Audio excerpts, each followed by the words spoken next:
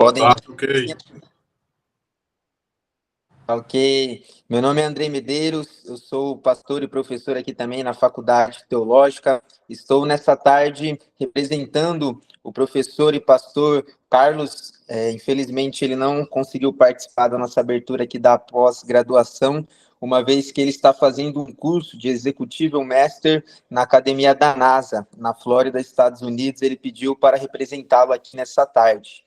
A Faculdade Teológica Batista de Brasília tem mais de 46 anos de ensino teológico aqui no DF, e no momento nós oferecemos diversos cursos na área de graduação. Temos o bacharel em teologia, ao qual o professor Cláudio é o nosso professor, e temos também diversas pós-graduações, cursos livres, que a professora Helene daqui a pouco falará, e também temos um mestrado em teologia com as faculdades ESTE. E essa aula é uma aula de abertura das nossas pós-graduações. Nós temos diversas pós-graduações na modalidade presencial. Nós temos aqui a pós-graduação em Ciências da Religião, pós-graduação em Bíblia Sagrada, aconselhamento, psicologia aplicada ao aconselhamento, neuroeducação e tantas outras. E é um prazer ter a presença de todos vocês aqui nessa aula de abertura das pós-graduações e de outros cursos também. E a Faculdade Teológica Batista de Brasília agradece a presença de todos vocês e também a participação do professor Cláudio, doutor Cláudio, que estará conosco aqui nessa tarde, ministrando uma aula excelente, um tema muito relevante para o nosso conhecimento. Neste momento, estarei passando a palavra para a professora Eliene, que é a nossa coordenadora dos nossos cursos EAD. Tudo bom, professora Eliene? Liga o áudio, professora. Isso, tem que ligar o microfone, né? Boa tarde, tudo bem? Eu sou Eliene, é um prazer estar com vocês aqui nessa tarde para compartilhar conhecimento, aprender um pouquinho mais, relembrar o que a gente já sabe. Às vezes a gente acha que sabemos muito, né? E aí esse conhecimento que a gente sabe, todo mundo sabe, então não precisa ser compartilhado. Eu chamo isso de maldição do conhecimento. Você acha que conhece, você tem domínio, você tem a compreensão daquele conteúdo, daquele conhecimento, e você acha que todo mundo tem, e por isso você não compartilha. Uma maldição do conhecimento, quando você sabe e acha que é o que todo mundo sabe. Às vezes, o outro precisa desse conhecimento, precisa de uma nova abordagem sobre aquilo que você conhece, e nós estamos aqui exatamente para aprimorar os nossos conhecimentos, compartilhar saberes, e nós estamos muito felizes com a participação de todos vocês. Recebam o nosso abraço em nome da Faculdade Teológica Batista de Brasília. Eu sou coordenadora dos cursos online, nas plataformas da faculdade, plataformas virtuais. Estamos com 2 cursos que estão para começar agora em junho, que é o curso de Teologia para Formação Teológica. Esse curso é uma iniciativa da Faculdade Teológica para preparar o vocacionado, o líder de ministério, o dirigente de congregação, aquele que compreende a sua missão dentro do contexto de liderança e que gostaria de aprimorar seus conhecimentos. Então, esse curso, Teologia para Formação Teológica, ele é um curso formatado para acontecer totalmente online, na modalidade híbrida, porque você vem para dentro da sala de aula, compartilha conhecimento, aprende aqui junto com o professor, e depois você pode rever aquela aula na nossa plataforma online. É um curso que tem duração de 2 anos, cada mês tem uma disciplina, e cada mês é desafiado a aperfeiçoar, a aprimorar os seus conhecimentos, e ao final, na conclusão do curso, aqueles que sentem chamado vocacional para o ministério pastoral, a Ordem dos Pastores Batistas do Brasil estão aceitando a conclusão desse curso para submissão ao concílio. Então, se você não é batista e gostaria de ter essa formação, fundamentando também o seu chamado pastoral, converse conosco, de repente a gente faz uma parceria aí com outras denominações. Mas os batistas do Brasil, aqueles que se sentem vocacionados para o ministério, podem submeter-se ao concílio a partir da conclusão do curso de Teologia para a Formação Teológica. Um outro curso que é maravilhoso, que a gente está lançando agora, vai começar agora em junho, é o curso de formação de líderes para criança. Então, a gente tem, dentro das nossas igrejas, várias crianças e vários líderes atuando no ministério infantil, no ministério da infância, e que, às vezes, se sentem limitados. Então, a Faculdade Teológica está promovendo esse curso, formação de líderes para crianças, para ferramentar a igreja, capacitar a igreja no trabalho que desenvolve com os pequenos. Então, se você tiver dúvida, quiser mais informações, entre em contato conosco. Vou pedir ao pastor Andrei que coloque aqui no chat os nossos contatos de suporte e também nas nossas redes sociais, né, pastor? No Instagram, aí um canal aberto para você conversar conosco. E sem mais delongas, vamos conhecer o nosso professor, que veio aqui, que está preparado, que já deu spoiler durante a semana. E a nossa intenção é dar total atenção para a disciplina que nós estamos estudando. E, nesse sentido, queremos agradecer a participação e a presença e a disposição do Dr. Cláudio Martins em estar conosco. Tem um coordenador que levantou a mão. Sim, professor Alexandre. Cadê o professor Alexandre? Helene, o professor Alexandre, só fazendo uma interrupção aí, tá? Meu nome é Esdras, né, Queiroz, tá? Eu que presido a faculdade e também sou o diretor-geral. Então, eu quero cumprimentar todos que estão aí na sala, que aceitaram o nosso convite e que possam participar de todos esses projetos da nossa faculdade. A professora Eliene, a nossa coordenadora de EAD, que acabou de falar. O pastor Carlos já deu uma palavra, Eliene? O pastor Carlos, ele justificou a ausência. Isso, ele está viajando agora para os Estados Unidos, ele que é o coordenador da pós-graduação. Nesse momento, ele está aí nos Estados Unidos, ele vai fazer um período de uma semana de um curso lá. E temos o professor Alexandre, que é o nosso coordenador do bacharel. Eu pedirei a ele para falar e depois eu dou mais uma palavra final, tá, Helene? Okay. Professor Alexandre, por favor. Obrigado, Esdras, obrigado, professor Eliene, professor Andrei, boa tarde a todos, professor Cláudio Martins também. Alegria em poder estar com vocês aqui e testificar o que a faculdade tem feito a nível de pós-graduação lato sensu. Enquanto graduação, quero compartilhar com todos que nós estamos com a previsão no próximo semestre de oferecer o curso de graduação no período vespertino, além do noturno. Desde que a faculdade existe, um curso que tem como preponderância é a teologia. Entre as instituições vinculadas à BIBET, aquelas que são batistas, as 48 instituições, 4 oferecem o curso presencial e nós somos uma delas, né? No Distrito Federal, à luz do MEC, aqui no Centro-Oeste, nós somos uma das melhores que tem oferecido o curso de teologia com excelência. Agora, com a grade do último ano, a partir de 2024, fim de 2023 e 2024, nós somos também a única instituição aqui do Centro-Oeste que tem ênfase na formação, não somente pastoral, mas que contempla educadores cristãos, contempla também missionários, contempla também teólogos, né? Outra instituição que nos acompanha, que também é familiar da ênfase em línguas, nós somos uma que tem favorecido hebraico e grego por valorizar a formação e o aprofundamento da Bíblia Sagrada em nível inicial e nível intermediário.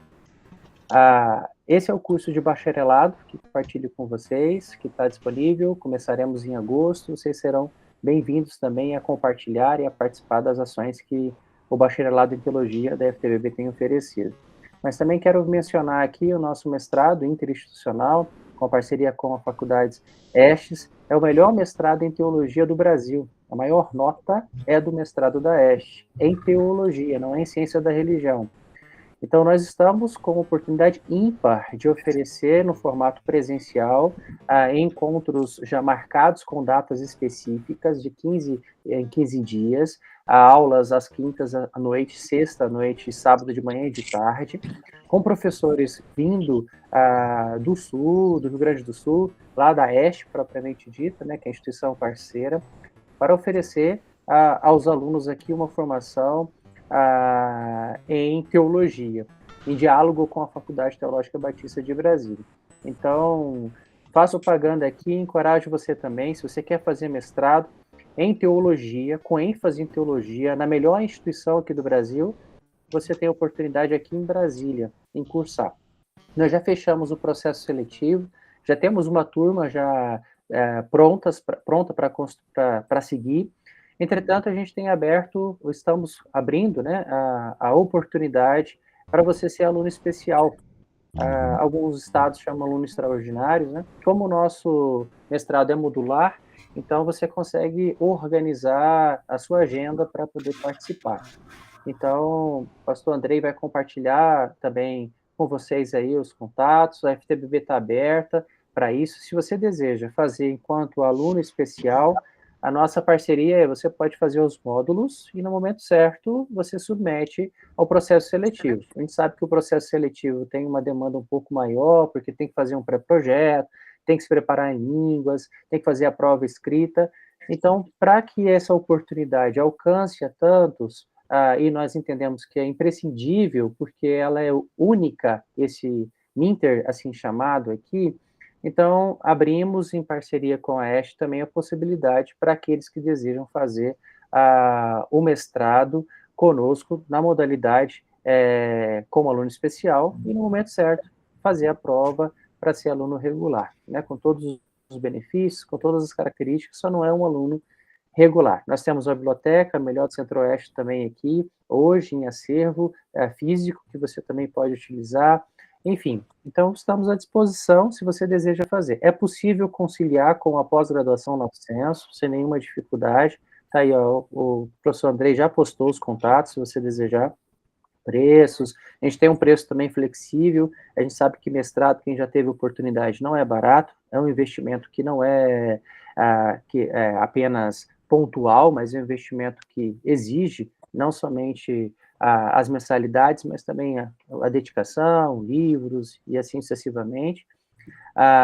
E estamos à disposição para vocês. E já anunciando também, aqueles que são mestres que nos escutam aqui, que a gente é audacioso, a Faculdade Teológica Batista, sob a coordenação do irmão Esdras, e com toda essa equipe maravilhosa que vocês conhecem, professor Eliene, professor Andrei, professor Carlos, pastor e professor Cláudio Martins também, nós estamos dando passo para trazer o primeiro doutorado em teologia aqui em Brasília. Então, estamos investindo na teologia porque acreditamos e cremos que no coração do Brasil a teologia tem espaço e relevância. E a partir de homens e mulheres que me ouvem aqui, poderemos então contribuir às igrejas e também ao nosso país com uma teologia com qualidade e com seriedade.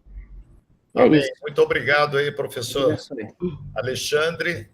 E também, Eliene, só para concluir essa parte de apresentação, a importância do estudo e pesquisa. Eu estou aqui em Tocantins nesse momento e estamos visitando aqui os povos xerentes. E, para minha surpresa e alegria, ontem à noite nós tivemos um culto em que eles participaram. O pastor de uma das tribos xerentes, ele é mestre pela Universidade de Brasília e concluiu o doutorado em História pela Universidade de Goiás. E, para minha maior surpresa ainda, na outra tribo ao lado, um outro pastor, também mestre na Universidade de Brasília e concluindo o doutorado na Universidade de Goiás. Então, todos nós que pensamos que os povos indígenas estão abandonados e tal, mas aqueles que buscam o estudo, a pesquisa, estão tendo, entendeu, relevância e participando da história do Brasil. Algo muito extraordinário, surpreendente, em que o ensino, o estudo e a pesquisa já chegaram entre esses povos. E nós estamos aqui abraçando, entendeu? Da mesma forma, na região centro-oeste do Brasil, nós vamos ter até o final do ano um doutorado pela primeira vez.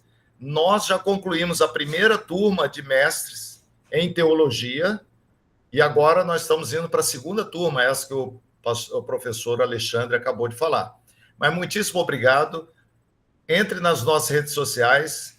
Todas as quintas-feiras nós temos lives com temas diversos e uma boa aula para todos vocês, um bom curso aí de pós-graduação, cursos livres e também visite a nossa plataforma Shopseller, onde nós temos vários cursos à disposição de quem queira comprar. Eliane, é com você e também a nossa gratidão pelo professor doutor Cláudio Martins, que aceitou o nosso convite. Agradeço, doutor Esdras, doutor Alexandre. Eu gostaria que vocês ficassem aqui um instantinho e vou pedir para todos abrirem as câmeras, porque eu vou fazer uma selfie e a gente vai postar essa selfie ali no nosso Instagram. Então, abra sua câmera para a gente registrar esse momento. Todo mundo com câmera aberta, claro, aqueles que puderem. Eu sempre oriento nas aulas online, viu, doutor Cláudio? Eu sempre digo, câmeras abertas, microfone fechado. E use aquele recurso de levantar a mãozinha para a gente dar a participação. E o doutor Cláudio vai orientar como que ele vai trabalhar essa dinâmica, se vocês questionam durante a apresentação ou ao final, tá bom? Mas entrem, abra sua câmera para a gente fazer essa selfie agora. Ok? Então, preparem, dê um sorriso, segura o sorriso aí, porque ainda tem gente com câmera fechada. Quem ficar com câmera fechada não vai sair na foto. 1, 2, 3, sorrindo. 1, 2, 3, já.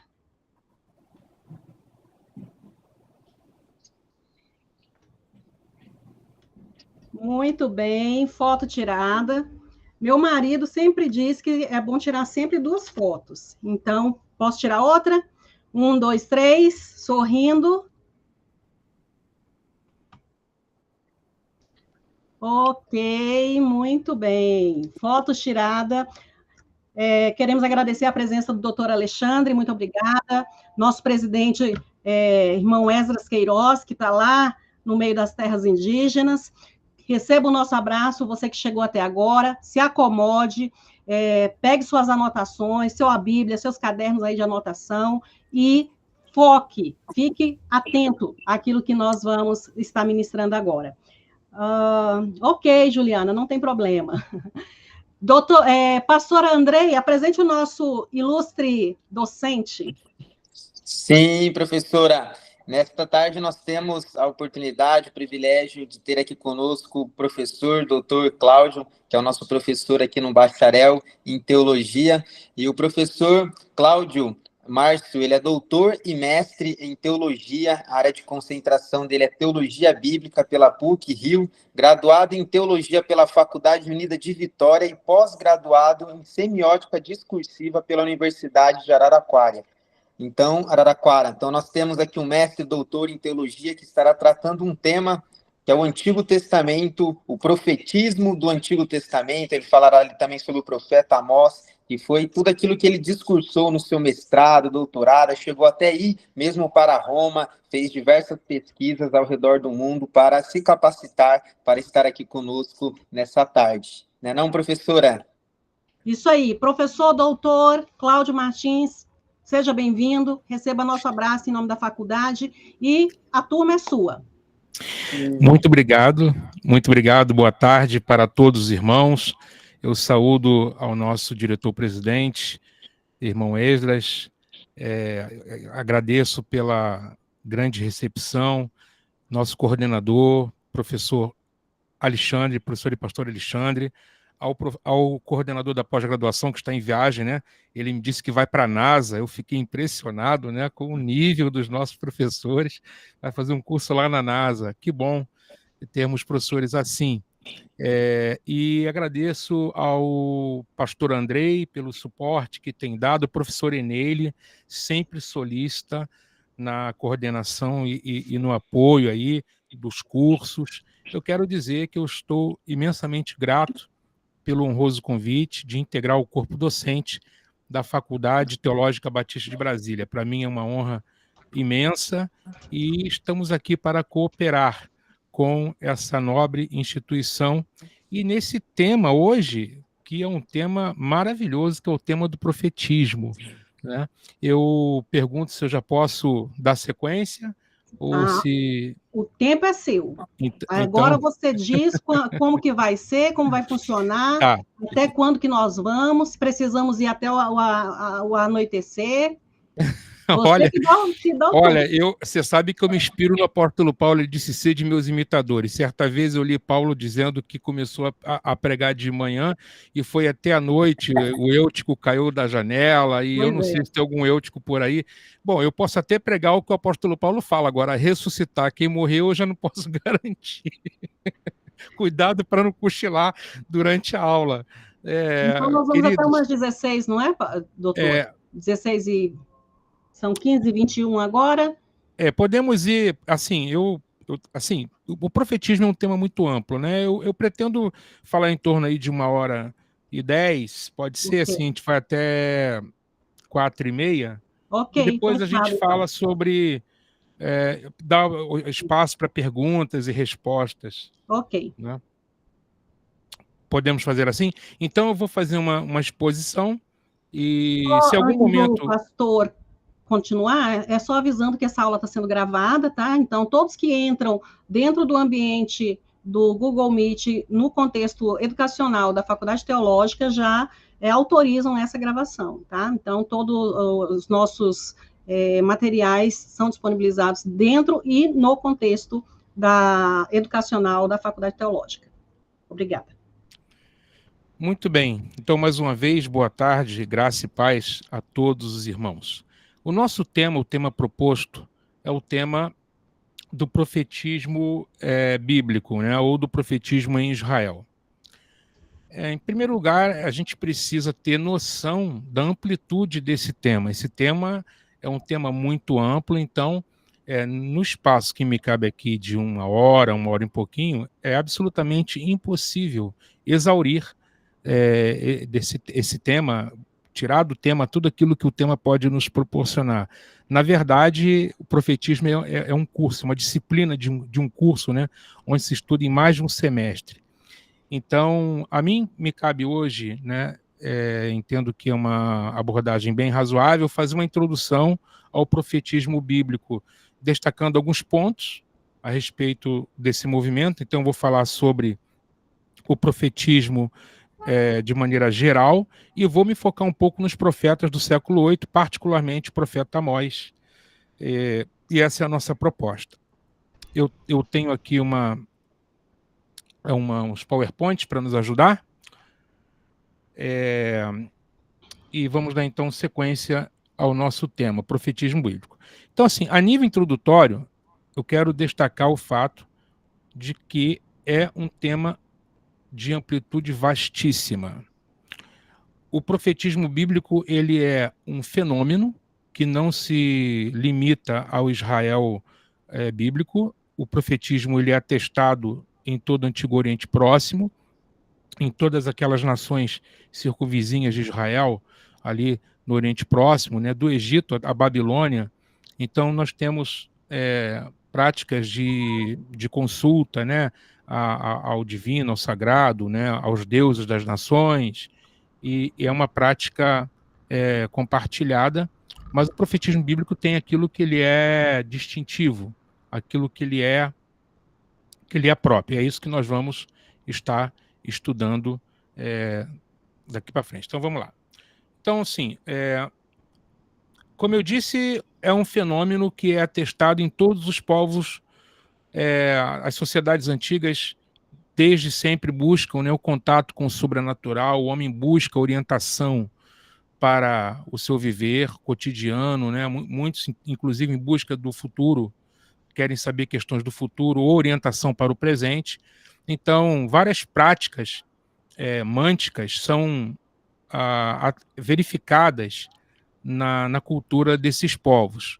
E esse acesso ao sobrenatural dava-se nesses povos do Oriente Próximo por meio de procedimentos chamados de mânticos, que se dava seja por técnicas de adivinhação ou por manifestações espirituais.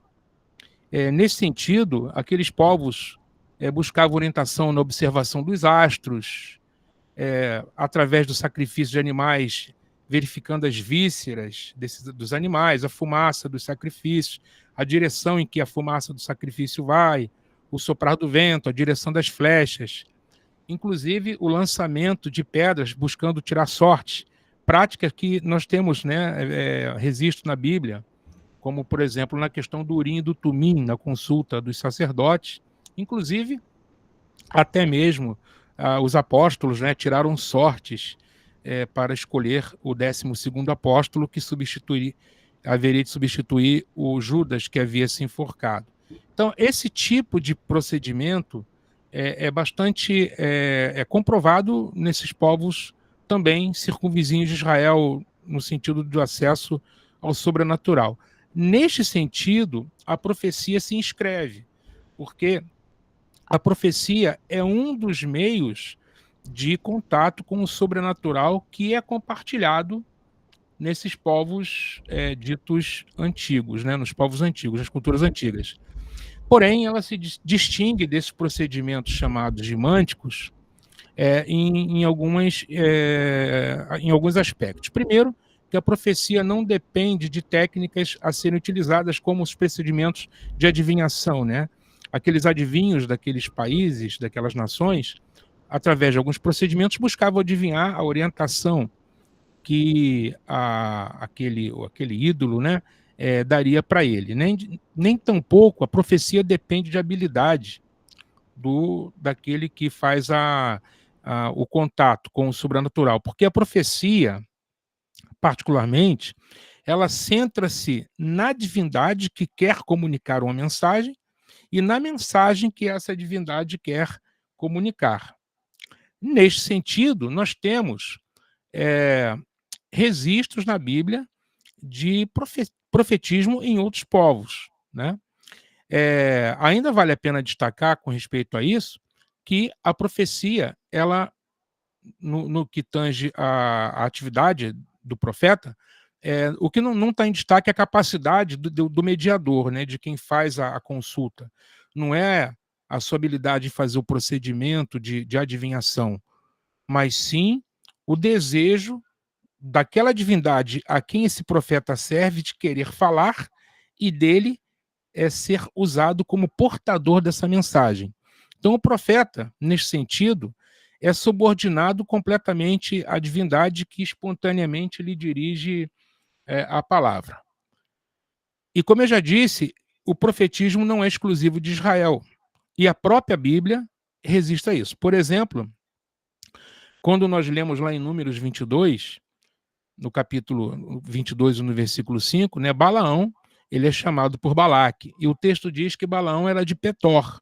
Petor era uma cidade da Mesopotâmia. Então, quer dizer, Balaão, ele era alguém lá da Mesopotâmia, quer dizer, para além da terra de Israel, e que praticava, né, exercia a atividade profética.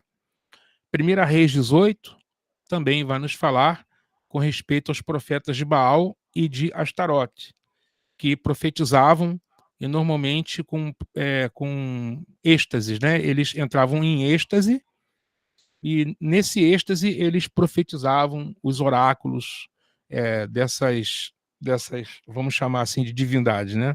Que são os ídolos desses povos cananeus.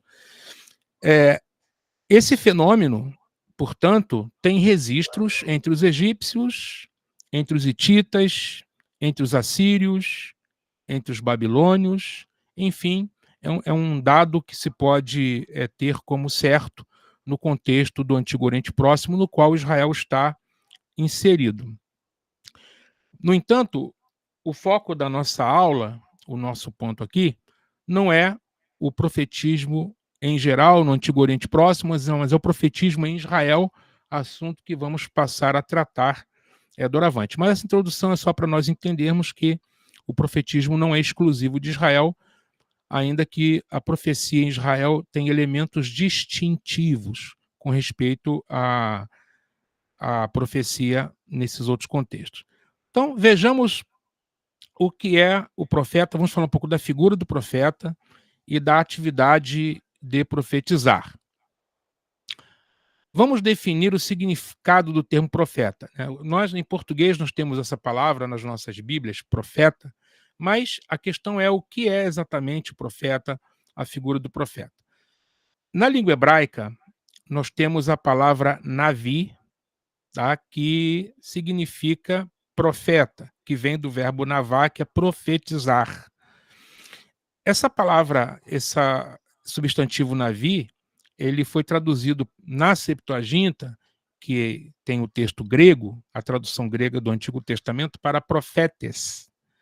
Profetes, que foi traduzido para o latim como profeta, da onde a nossa língua portuguesa herdou. Então, nós herdamos a palavra profeta do grego via o latim, pelo texto da Bíblia Vulgata.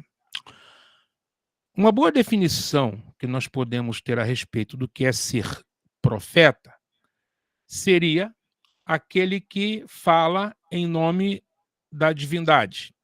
Neste sentido, o profeta ele não fala de si, a mensagem não é própria dele, mas ele fala em nome de outro. Então, ele é o transmissor da palavra divina, ele é, então, um mensageiro, ele é um portador. É por isso que existe a chamada fórmula do mensageiro. O profeta diz, assim diz o Senhor.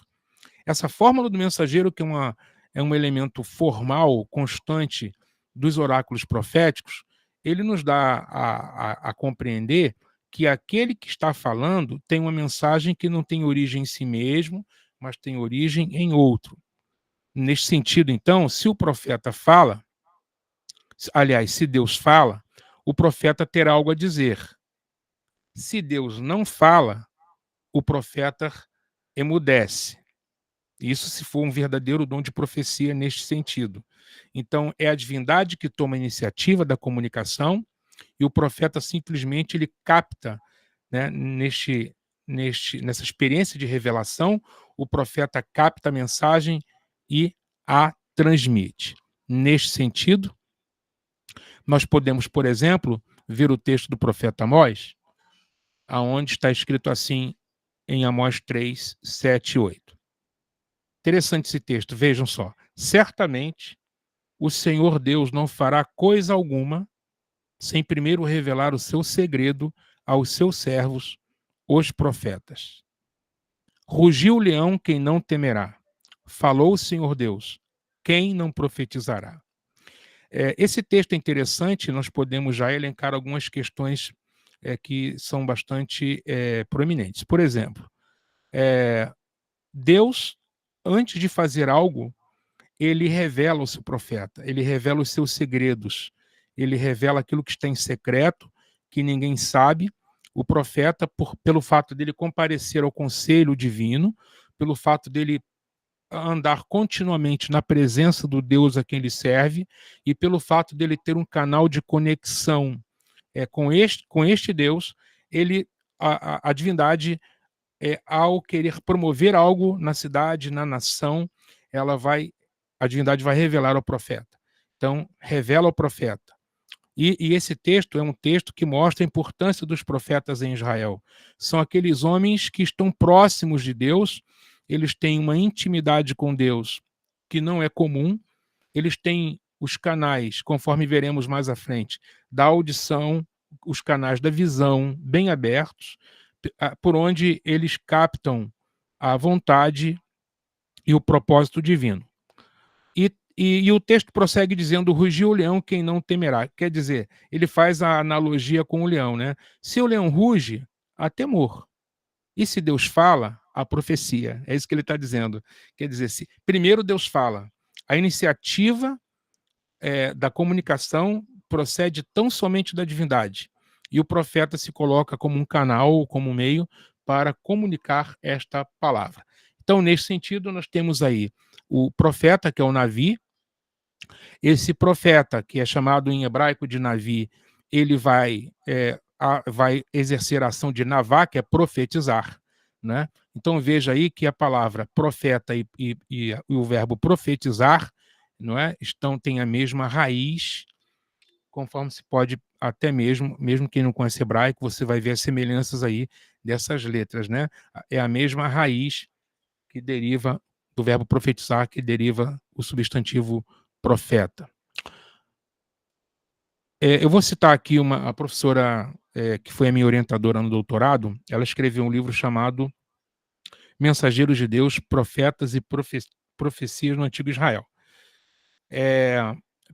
Pela editora da PUC-Rio, em conjunto com a editora Reflexão. Na página 14, ela vai dizer assim: em síntese, é a revelação que a divindade faz ao profeta que diferencia a profecia das outras formas de conhecimento do sobrenatural. A profecia, depende, em última instância, da divindade que se comunica ao ser humano. No centro está a palavra divina que é comunicada, ou seja, revelada ao profeta e que deve ser transmitida ao destinatário. Portanto, a profecia supõe uma inspiração.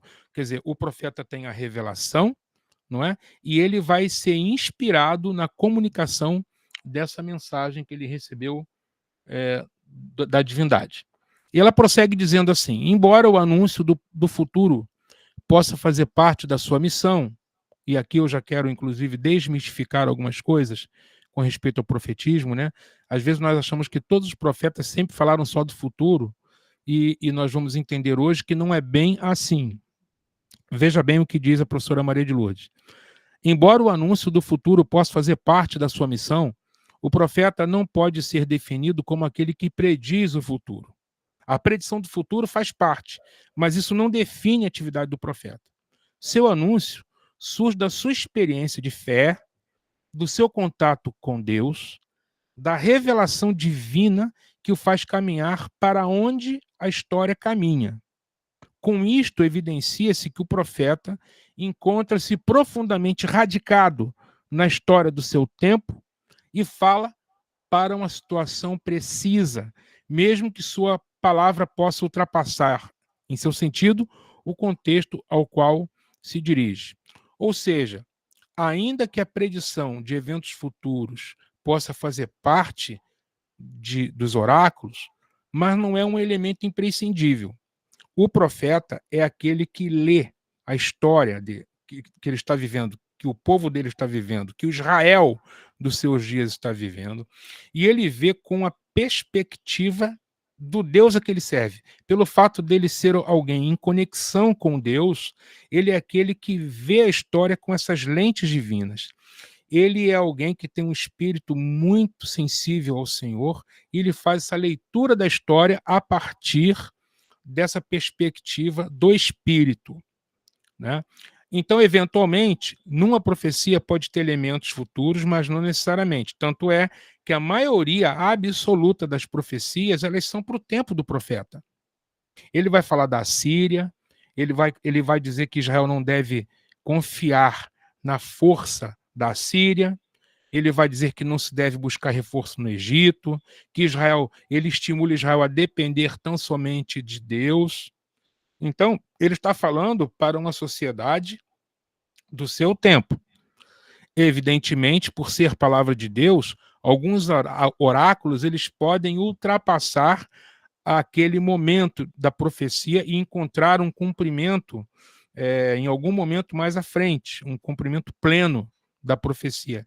Sim, com certeza.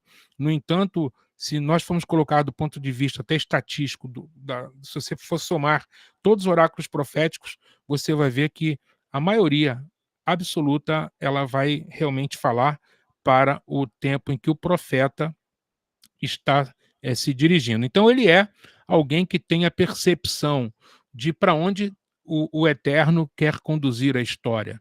Ele tem uma profunda consciência da soberania do Deus a que ele serve e que esse Deus levanta reis, abate reis, que esse Deus ele é poderoso para fazer como lhe apraz, e ele tem esse senso de que a regência da história está nas mãos de Deus.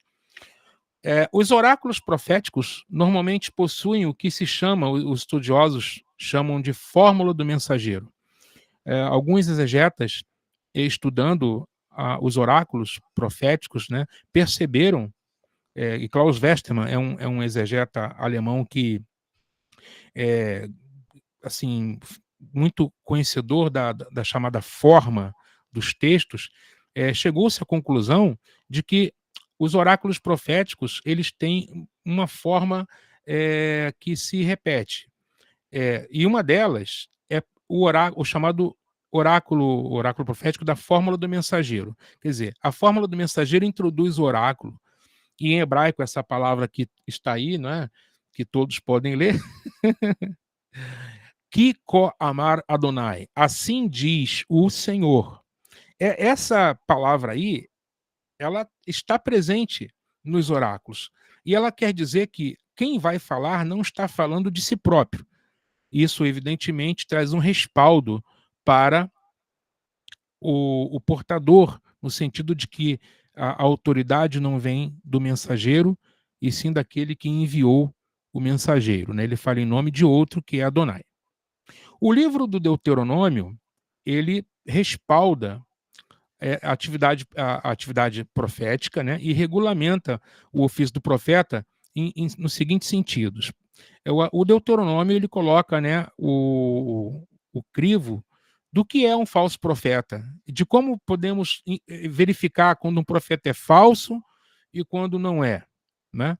Então, por exemplo, o Deuteronômio 13, ele vai dizer assim: quando o profeta ou sonhador se levantar no meio de ti e te anunciar um sinal ou prodígio, e suceder o tal sinal ou prodígio que te houver falado, note bem, e esse sinal acontecer, e disser, vamos após outros deuses que não conheceste e sirvamos-los, não ouvirás as palavras desse profeta ou sonhador. Ou seja, o Deuteronômio coloca o seguinte: ainda que esse profeta anuncie algo e esse algo se cumpra, aconteça, e ele te disser, junto, né, do sinal, vamos servir os outros deuses, o Deuteronômio está dizendo, esse aí é um falso profeta.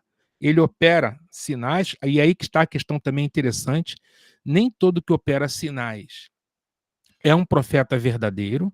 A Bíblia está cheia de exemplos disso. Os magos do Egito também faziam isso, né? Então, o crivo do verdadeiro profeta não é necessariamente os sinais que ele faz, mas sim, aqui no caso, se ele serve tão somente ao Deus vivo e verdadeiro. Se ele induzir a idolatria, ainda que promova sinais, é um falso profeta. E mais, no capítulo 18, o Deuteronômio diz assim, lá no versículo 20, o profeta que presumir falar alguma palavra em meu nome, que eu não lhe mandei falar, ou que falar em nome de outros deuses, esse profeta será morto. Se disseres no teu coração, como conhecerei a palavra que o Senhor falou?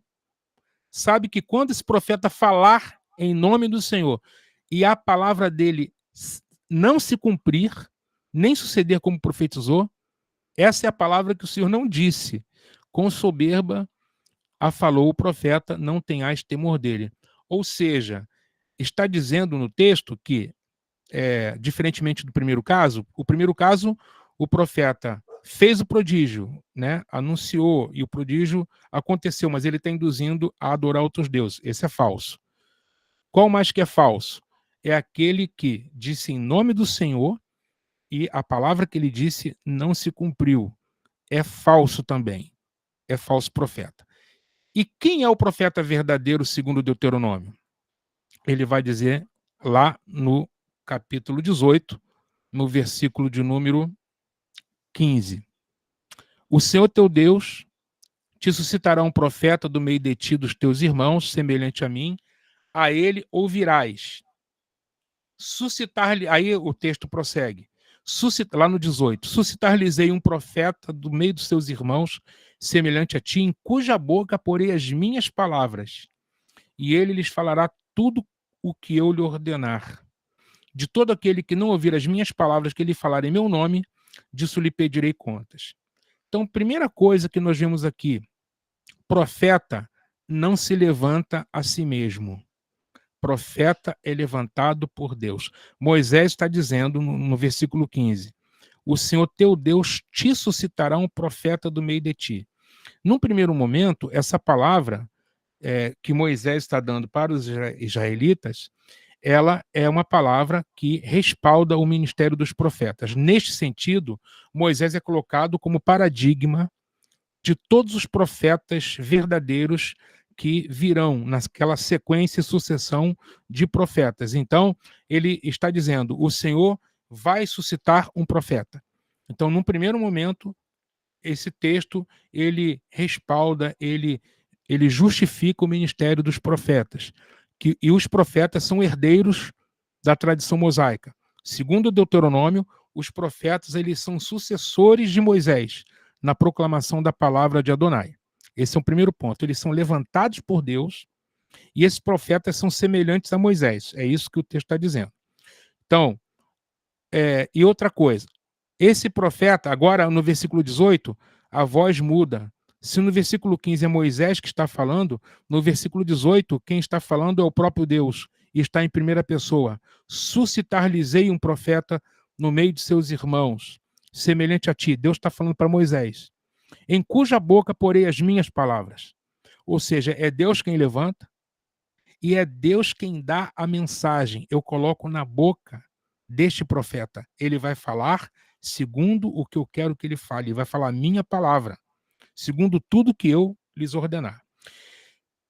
Quero também chamar a atenção nesse texto que no versículo 16 é dito que quando Israel estava no Sinai, Israel ficou tão aterrorizado da manifestação de Deus que ele mesmo não quis ouvir Deus que falava na montanha, Deus que falava no monte, no meio daquela teofania absolutamente extraordinária, onde tinha terremoto, relâmpagos e trovões. Israel ficou com medo, disse Moisés, fale Deus contigo e você transmite para nós. Então ali, naquele momento, já estabeleceu o mediador profético. Quer dizer, não é todo o povo que vai ouvir diretamente, mas um mediador, e nesse caso foi Moisés, que vai ouvir de Deus e vai comunicar para o povo. E todos os profetas que seguem têm esse molde aí. Por exemplo, veja o relato da vocação de Jeremias. Chamando a atenção aqui para o seguinte, o que é um relato de vocação? Um relato de vocação é um gênero literário, tá? Um gênero literário dentro da literatura profética. E nesse relato de vocação, que nós vemos em vários textos dentro do chamado dos profetas, eles têm elementos formais que se repetem. Por exemplo, a divindade chama, a divindade se apresenta, vem até o vocacionado, chama o vocacionado resiste ao chamado. Vou dar um exemplo.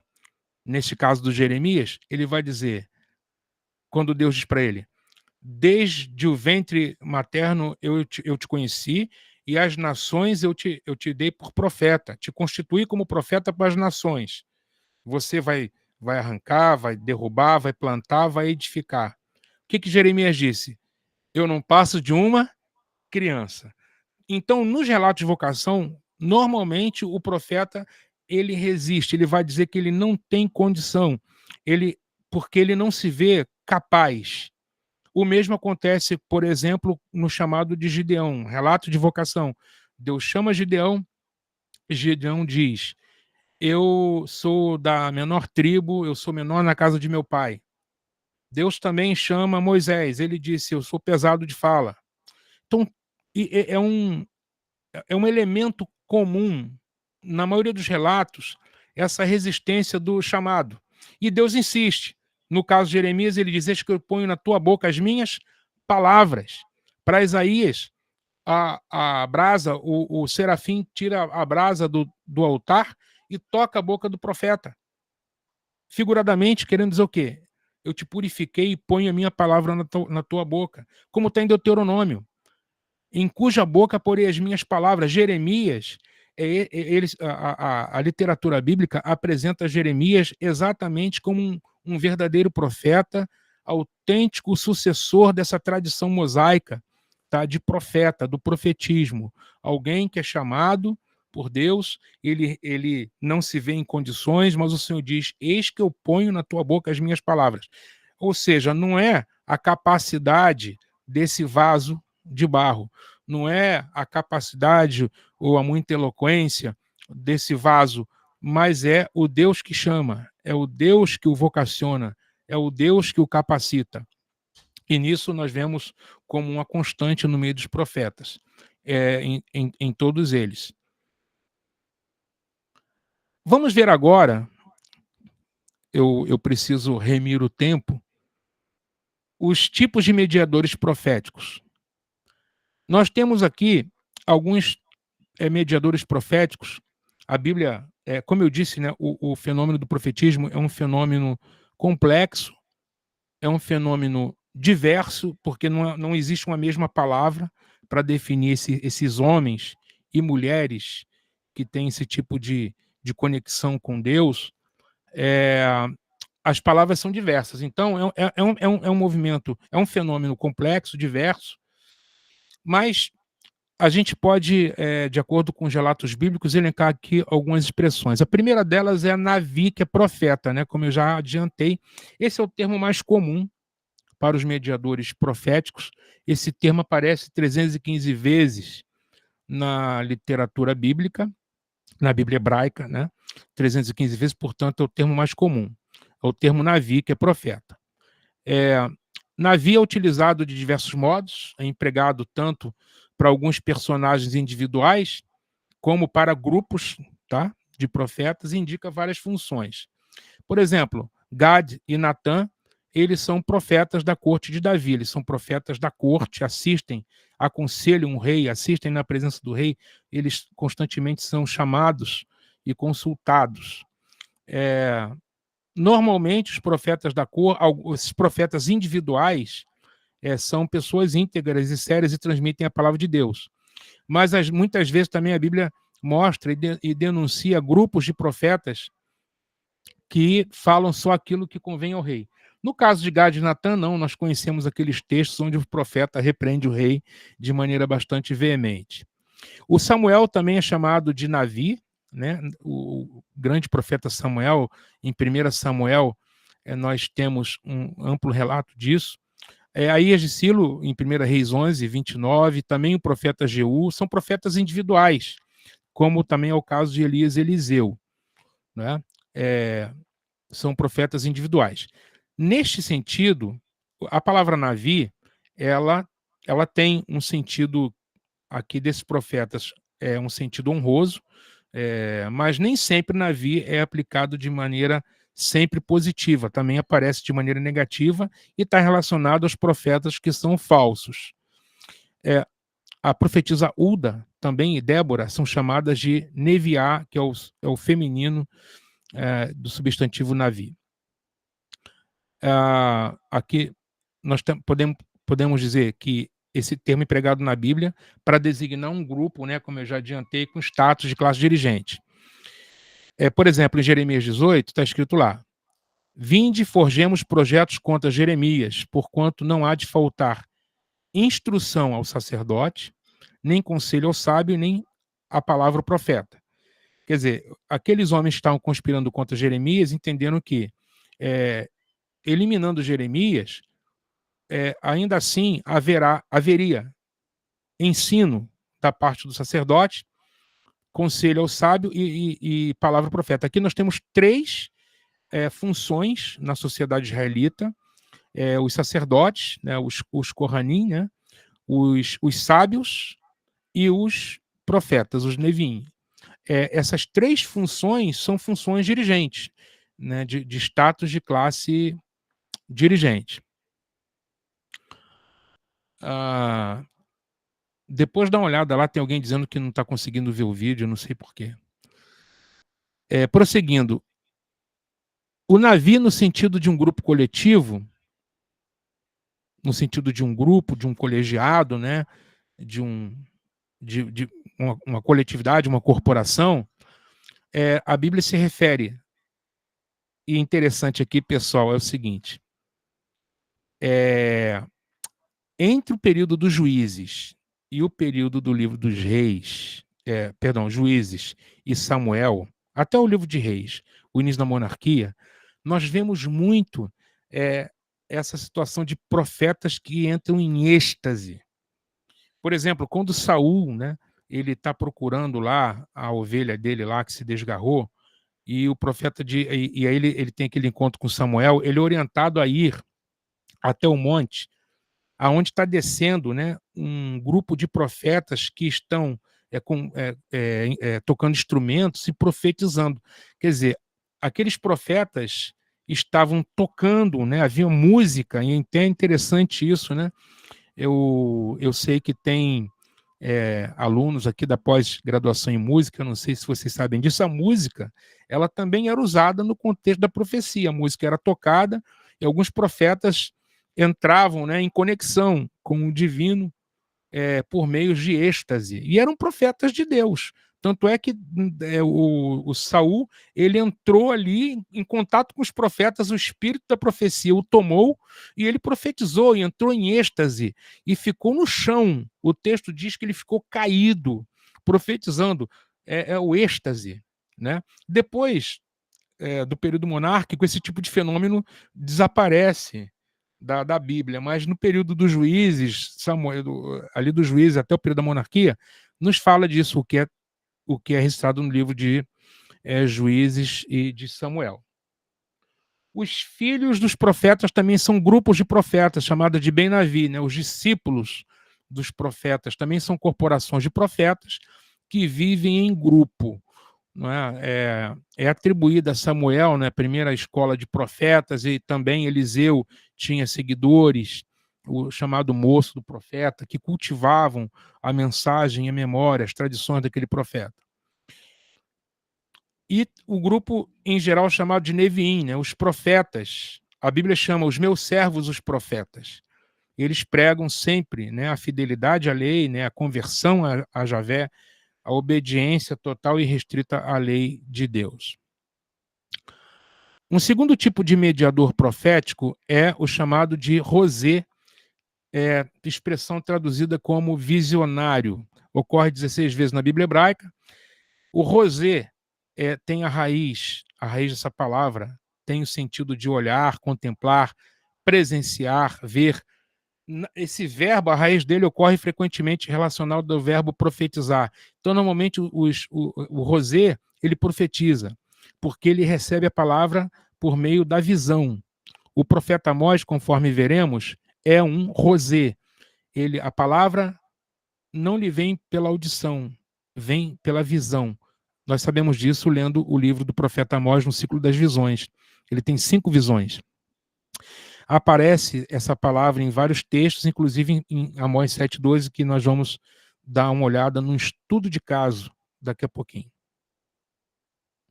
Um terceiro tipo de mediador é chamado de roé, que é o visionário, o vidente.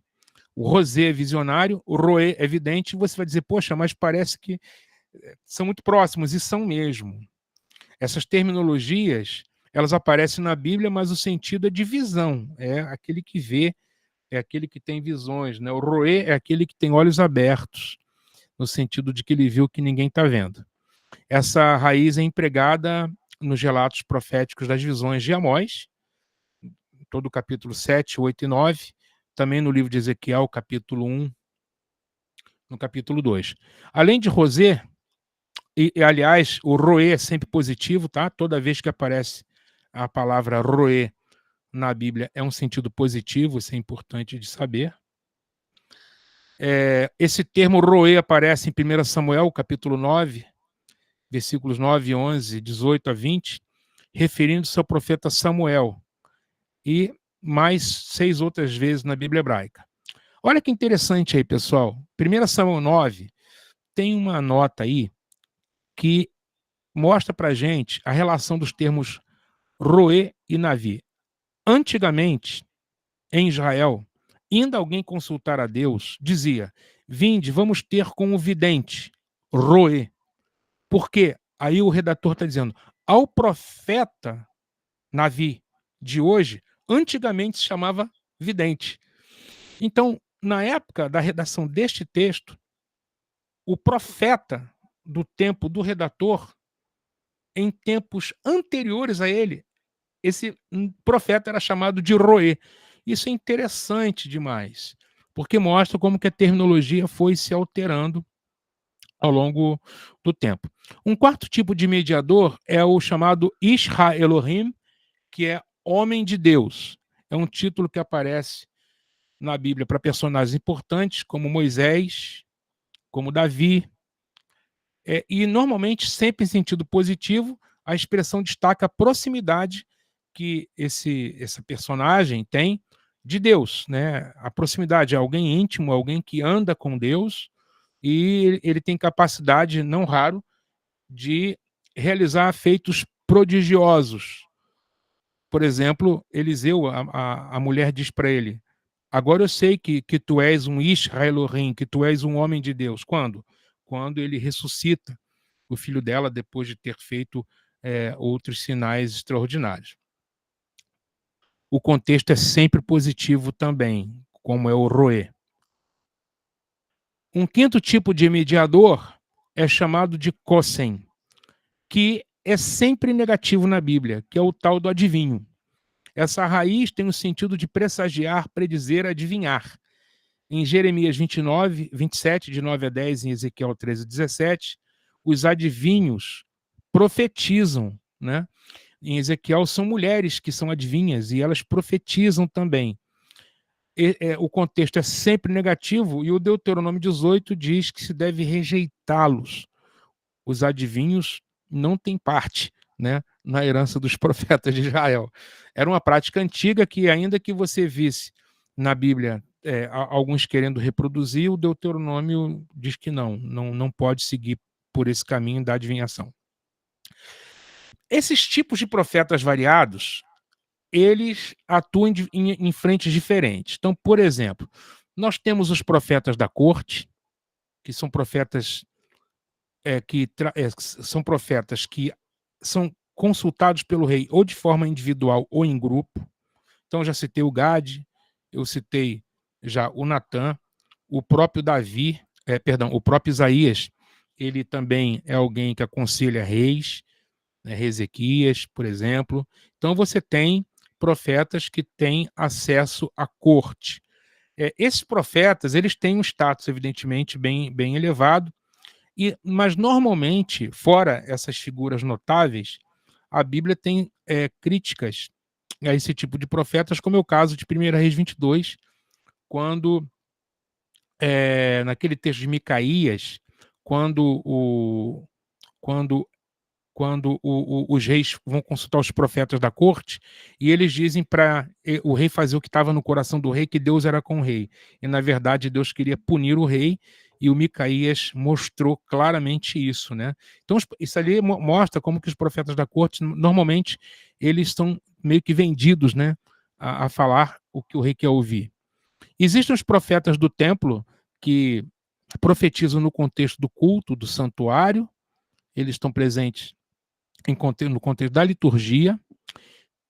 Temos os discípulos dos profetas que já foram mencionados aqui, que seguiam figuras proféticas como Elias, como Eliseu e Samuel e etc. Né? Por exemplo, Amós também tinha os seus seguidores. Esses discípulos profetas, eles têm uma importância muito grande porque eles alimentam a mensagem daquele profeta. E profetas chamados de espontâneos, ou seja, não andam em grupo. O camarada é um agricultor, como Amós, ele é um criador de rebanho, né? Um pastor de rebanho, é um colhedor de sicômoro. De repente, Deus o chama de uma tarefa que era ordinária, que é apacentar rebanho, ou colher sicômoro, para uma tarefa extraordinária, que é levar a palavra de Deus lá para o Reino do Norte. Então, são os profetas espontâneos. E aí eu venho falar agora um pouco sobre o profeta Amós, porque há uma grande questão que se levanta, né, em um dos textos mais difíceis do livro de Amós, era que tipo de profeta ele era, porque olha só o que ele diz quando o sacerdote Amazias se dirige a ele. para repreendê-lo, Amazias diz assim: então Amazias disse a Amós: vai-te, ó vidente. Repara, Amós está sendo chamado de Rosê aqui, vidente. Rosê, vai, vidente, foge para a terra de Judá, e ali come teu pão, e ali profetiza. Mas em Betel, daqui por diante, já não profetizarás, porque é o santuário do rei e o templo do reino. Respondeu Amós e disse a Amazias: eu não sou profeta. Ani Lonavi, eu não sou profeta. Vê Lonavi, e nem discípulo de profeta. Vê Navi, e nem sou discípulo de profeta, mas eu sou boeiro e colhedor de sicômoros. Mas o Senhor me tirou após o gado, e o Senhor me disse: vai e profetiza ao meu povo Israel. Algumas coisas interessantes que nós podemos elencar aqui desse texto. Primeiro, a rejeição da palavra profética pelo sacerdote. Isso aqui é algo que no século VIII nós vamos ver muitos profetas criticando o culto, criticando o sacerdócio daqueles dias, e os sacerdotes normalmente não gostam muito dos profetas, não, porque os profetas costumam incomodar o status quo. E, pelo que vemos nesse texto, o sacerdote Amazias, porque eu não coloquei aqui os versículos 10 e 11, o versículo 10 e 11 diz que Amazias fez uma queixa ao rei Jeroboão, mandou um recado, dizendo que Amós está conspirando contra ele. Amazias leu a atividade de Amós como atividade conspiratória, porque Amós estava pregando juízo contra o rei, não é? E aí, no texto, ele vai dizer assim: o vidente, sai daqui, vai para a tua terra, vai para Judá, porque Amós é um profeta do sul. Judá, ele é da cidade, a cidade dele é uma cidade do sul, é uma cidade próxima de Jerusalém, é muito próxima. E ele foi para o norte, né? E aí, o que vai acontecer? Quando Amós chega no norte, a palavra dele não é bem-vinda, não é bem recebida, porque incomodou o sacerdócio, porque o sacerdote estava em conjunção com o rei. Tanto é que ele diz: aqui é santuário do rei. É uma ironia, porque Betel, a palavra significa Betel, casa de Deus. O sacerdote disse que era templo de Jeroboão, era templo do reino. Então a palavra só poderia ser ensinada ou falado qualquer palavra que corroborasse com o bem-estar do rei, né? Que o rei concordasse. Se o rei discorda, não pode. Então volta para a tua terra, lá come teu pão e lá profetiza. Ainda disse que Amós era um profeta que profetiza por pão, um profeta profissional, um profeta que profetiza por pão. É interessante que aqui nesse texto, quando Amós responde, ele fala: eu não sou profeta. E aqui está o nó que muitos ficam, né? Eu até na minha dissertação de mestrado, quando eu estudei esse texto, eu argumentei no sentido de não traduzir no passado. Eu não era profeta. Algumas traduções até hoje mantêm isso: eu não era profeta. Exatamente. Eu estou vendo aqui o Lennon dizer, o texto diz eu não profeta, porque o verbo ser, esse verbo ele não é, vamos dizer assim, o verbo ser ele é um verbo implícito, ele não está explícito no texto. O hebraico não usa o verbo ser, sobretudo no tempo presente. Então ele está implícito, por razões que nós sabemos, né? Só Deus diz eu sou. Então, o eu sou profeta, ou eu não sou, não se usa o verbo ser no presente. Então, o texto assim, Aniló Navi, eu não profeta.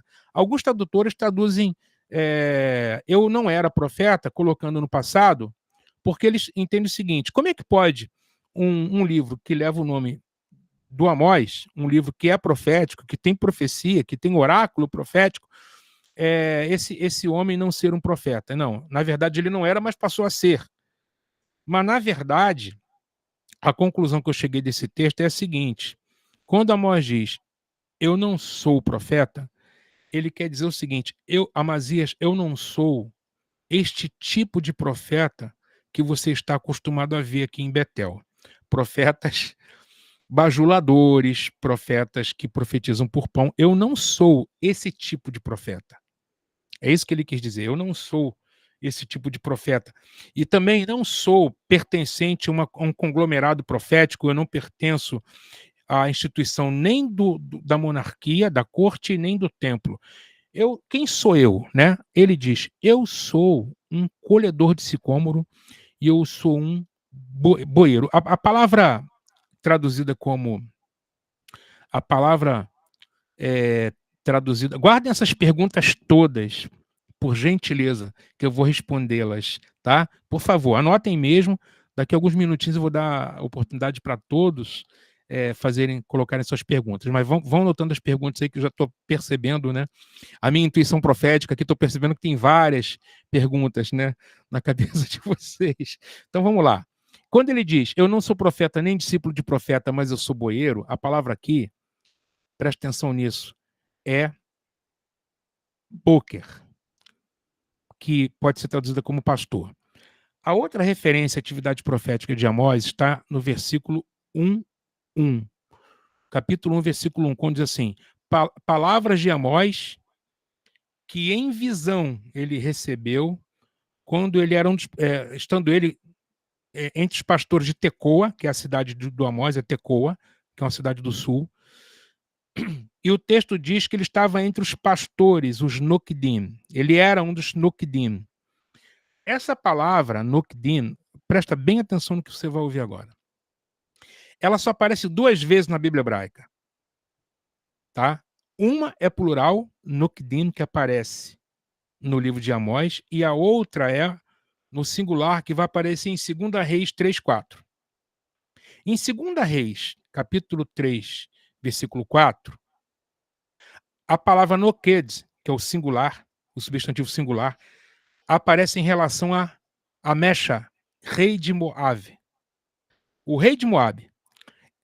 Não se pensa que o rei de Moabe fosse um assalariado, um pastor assalariado, e sim um criador de rebanho. Então, o Mesha, ele era o Noked, ou seja, criador de rebanho. Muitos estudiosos que são referência na exegese do livro de Amós, os quais eu estudei, eles apontam, por exemplo, Hans Walter Wolff, ele diz que não há outra possibilidade, tá, de Amós também não ser um criador de rebanho. E se isto é de fato, se de fato é assim, há muito sentido dele falar da sua atividade profissional, porque quando o sacerdote Amazias diz que ele profetiza por pão, quando ele diz, volta para a tua terra, lá você profetiza e lá você come teu pão, aqui não. Amós replica dizendo, eu não sou esse tipo de profeta. Eu não sou nem mesmo filho de profeta, mas eu sou um Noked. Eu sou um criador de rebanho. Ou seja, Amós, e essa é uma interpretação que faz muito sentido no texto, ele é alguém que tem recursos suficientes para se manter e que não precisa do profetismo para se manter. Há uma crítica muito severa àqueles que profetizam por causa de pão. O Jeremias fala, né? Ai daqueles que quando estão de barriga cheia profetizam bênção, mas quando estão de barriga vazia só profetizam maldição. Ou seja, profetas que só profetizam, tá, quando tem alguma coisa na boca, quando tem o que comer. Esse não é certamente o caso de Amós. Amós é aquele que é genuinamente inspirado, motivado por Deus para pregar a palavra. A palavra do Senhor é como fogo nos seus ossos, né? É como fogo nos ossos do profeta.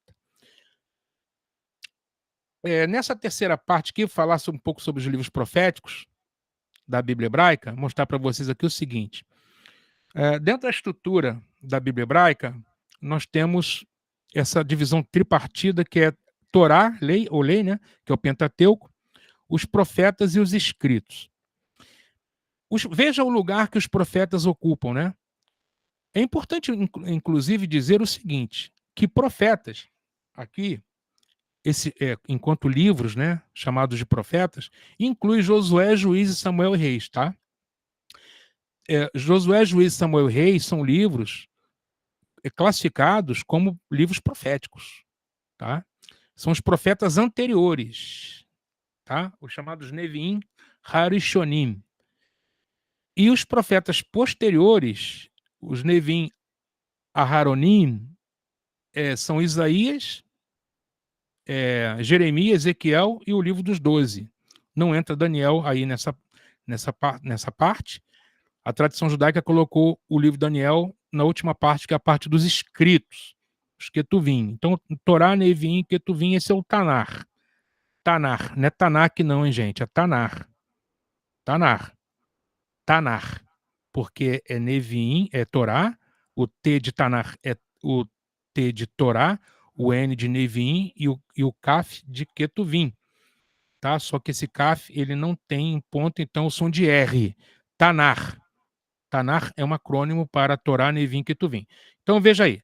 Nessa estrutura, os profetas estão logo depois da Torá, por quê? Para a tradição judaica, os profetas são os intérpretes da lei. Faz muito sentido com aquele texto do Deuteronômio. O Senhor vai suscitar um profeta semelhante a Moisés. Quer dizer, os profetas são sucessores de Moisés. Quem é aquele que promulgou a lei, né? Que recebeu a lei e que se coloca como o intérprete da lei? É Moisés, dentro da tradição judaica. Os profetas estão nessa mesma sucessão, são os intérpretes da Torá. Veja a importância dos livros proféticos.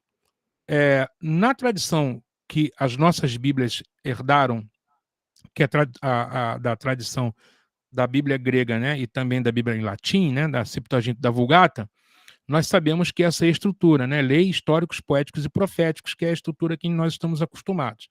Observe que os profetas estão na última parte da Bíblia, de acordo com a Septuaginta, ou seja, os profetas dão a orientação final da Escritura. Então, seja pela tradição judaica, onde os profetas são tidos como os intérpretes da Torá, seja pela tradição grega, onde os profetas dão orientação final da Escritura, de qualquer forma, os profetas são importantíssimos dentro da Sagrada Escritura. Tá? Muito bem. Eu vou dar aqui uma pincelada rápida, porque a hora está avançando, né? Eu tenho mais 10 minutinhos. Eu vou falar, que já falei, né, dos livros dos profetas anteriores e posteriores, os 4 profetas, os 4 livros que nós consideramos históricos. E eu sei que alguém está perguntando, né, por que eles são chamados de proféticos? Pode anotar a pergunta e fazer para mim depois. Por que eles são chamados de profetas? Josué, Juízes, Samuel e Reis. E os posteriores aí, Jeremias, Ezequiel e o livro dos 12, que para a tradição judaica, os 12, eles foram recebidos no mesmo rolo, né? O rolo dos 12. Por isso que alguns estudiosos até entraram, né, numa disputa, num debate, se são 12 profetas ou se é o livro dos 12. Existem muitos artigos escritos sobre isso. Livro dos 12 é um livro com 12 capítulos e cada profeta é um capítulo diferente desse único livro, ou são 12 profetas individuais, né? Hoje a pesquisa vai na direção de que são 12 individuais mesmo, mas é que na recepção do texto, a tradição judaica tem como receberam num único rolo, por isso que chegou-se a pensar em 12 profetas como sendo um rolo só, e 12 profetas como se fossem capítulos. Aqui nós temos uma tabela mostrando a época dos profetas, dos livros, né, proféticos, e da atuação dos profetas. Eu coloquei em amarelo essa parte aí, porque é chamado século de ouro da profecia, é o século VIII. O século VIII é o período áureo do profetismo bíblico. E por quê? Porque o século VIII é o tempo na história de Israel em que as mensagens dos profetas foram colocadas por escrito. Veja que antes de Amós, Oséias, já tinham profetas. Samuel vem antes, Elias, Eliseu. Existem muitos outros personagens que são chamados de profetas. Mas eles não deixaram livros escritos. entende? Qual é o livro de Elias? Qual é o livro de Eliseu? Né? Deixou escrito. Então, a partir do século VIII, essas mensagens, esses oráculos, passaram a ser colocados por escrito. Por isso que é o século de ouro. Amós e Oséias profetizando no Reino do Norte, Miqueias e Isaías no Reino do Sul. Isso nos dá aí um intervalo de tempo aí do meado do século VIII, né? Ano 760 até o ano 700. Depois do sétimo século, nós temos aí o do ano 650 a 600, Sofonias, Naum, Abacuque e Jeremias. São livros proféticos e profetas que profetizaram nessa época. Depois temos o século VI, do período do exílio já, né? Ezequiel, aquela parte do livro de Isaías, né? Capítulo 40 ao 55, o profeta Obadias. Entre os séculos VI e V, nós temos, no período pós-exílio, que é o momento do retorno, os profetas Zacarias, Ageu, a última parte de Isaías e Malaquias, e por fim, no quinto e quarto séculos, após 470, Joel e o livro de Jonas, segundo essa tabela está no livro Profetas Clássicos de Israel, do Milton Schwantz. Alguns temas dos profetas: combate à idolatria. Você nunca vai ver um verdadeiro profeta concordando ou incentivando a idolatria, né? Sempre criticando, sempre denunciando como sendo a transgressão da Torá, né? Eles como sendo esses sucessores, né, de Moisés, eles são aqueles que vão combater a idolatria, eles vão fazer críticas ao sacerdócio. Veja, por exemplo, que o profeta Oséias, por exemplo, ele vai dizer que o povo perece porque falta conhecimento e a culpa é do sacerdote. O sacerdote. Isso é uma crítica ao culto, né? O sacerdote que não está ensinando a lei, que se alimenta do pecado do povo. Isaías, capítulo 1 também vai falar contra o culto, uma crítica muito, muito forte ao culto que está sendo implementado em Israel. Amós, por exemplo, chega a dizer que eu estou cansado da gordura dos seus sacrifícios, eu não aguento mais ouvir a melodia das tuas liras, afasta de mim o estrépito dos teus cânticos. Está lá em Amós 5, 21 a 24. É uma constante também, né, nesses profetas, a denúncia às injustiças sociais. Amós diz que Deus quer justiça e não gordura de animais. O próprio Oséias diz: misericórdia quero e não sacrifício, né? A denúncia dos tribunais corrompidos, os justos sendo vendidos por um par de sandálias, os juízes sendo corrompidos. Miqueias denunciando que os pequenos camponeses estão perdendo suas terras para os gananciosos que, de noite, ficam sonhando em tomar a terra dos pobres. Está lá em Miqueias 3, 1 a 4. Então, o combate à injustiça social é muito forte dentro dos profetas, sobretudo do século VIII. O chamado à conversão, Oséias volta para Deus Israel. O verbo shuv, em hebraico, é o verbo que convoca ao arrependimento, que convoca a deixar o caminho mau e a voltar para Deus, né? Então, esses são grandes temas. E também o anúncio, né? Nós não podemos deixar Existem muitos outros, né? Isso aqui é uma síntese. Falar de um tema tão profundo e amplo como esse, né? Você sempre corre o risco de deixar coisas de fora. Mas o anúncio de uma era de justiça e paz é descrita muitas vezes até em tons paradisíacos, quando o profeta diz que as lanças serão convertidas em podadeiras, as espadas em relva de arado, que haverá paz e justiça na terra, que da raiz de Davi vai ser levantado alguém que vai promulgar a justiça e o juízo na terra. São os textos de esperança messiânica, né? Aonde do tronco de Jessé, da raiz de Davi, e ele vai promover a paz. O livro de Isaías, chamado de profeta messiânico, não é à toa. Mas, por incrível que pareça, as profecias de cunho messiânico, elas não são maioria, né? Elas são minoria, mas elas são muito importantes. e anúncios de uma era de justiça e paz, apontando para o reino eterno de Deus e do Messias. Eu vou concluir aqui, né, deixar só algumas referências. O livro Mensageiro de Deus, Profetas e Profecias, da professora Maria de Lourdes, é um excelente livro. O livro Profetas Clássicos de Israel, do Milton Schwantz. O Sicre Dias, que eu tive o prazer de conhecer lá em Roma, quando eu estive lá, por ocasião do doutorado, nas pesquisas, lá nas bibliotecas lá da Gregoriana, eu conheci o professor Sicre, e ele é autor de 2 livros muito importantes dentro do profetismo. Um deles é esse, Introdução ao Profetismo Bíblico, da editora Vozes, é um manual realmente, né? E Com os Pobres da Terra, a Justiça Social nos Profetas de Israel, 4:26.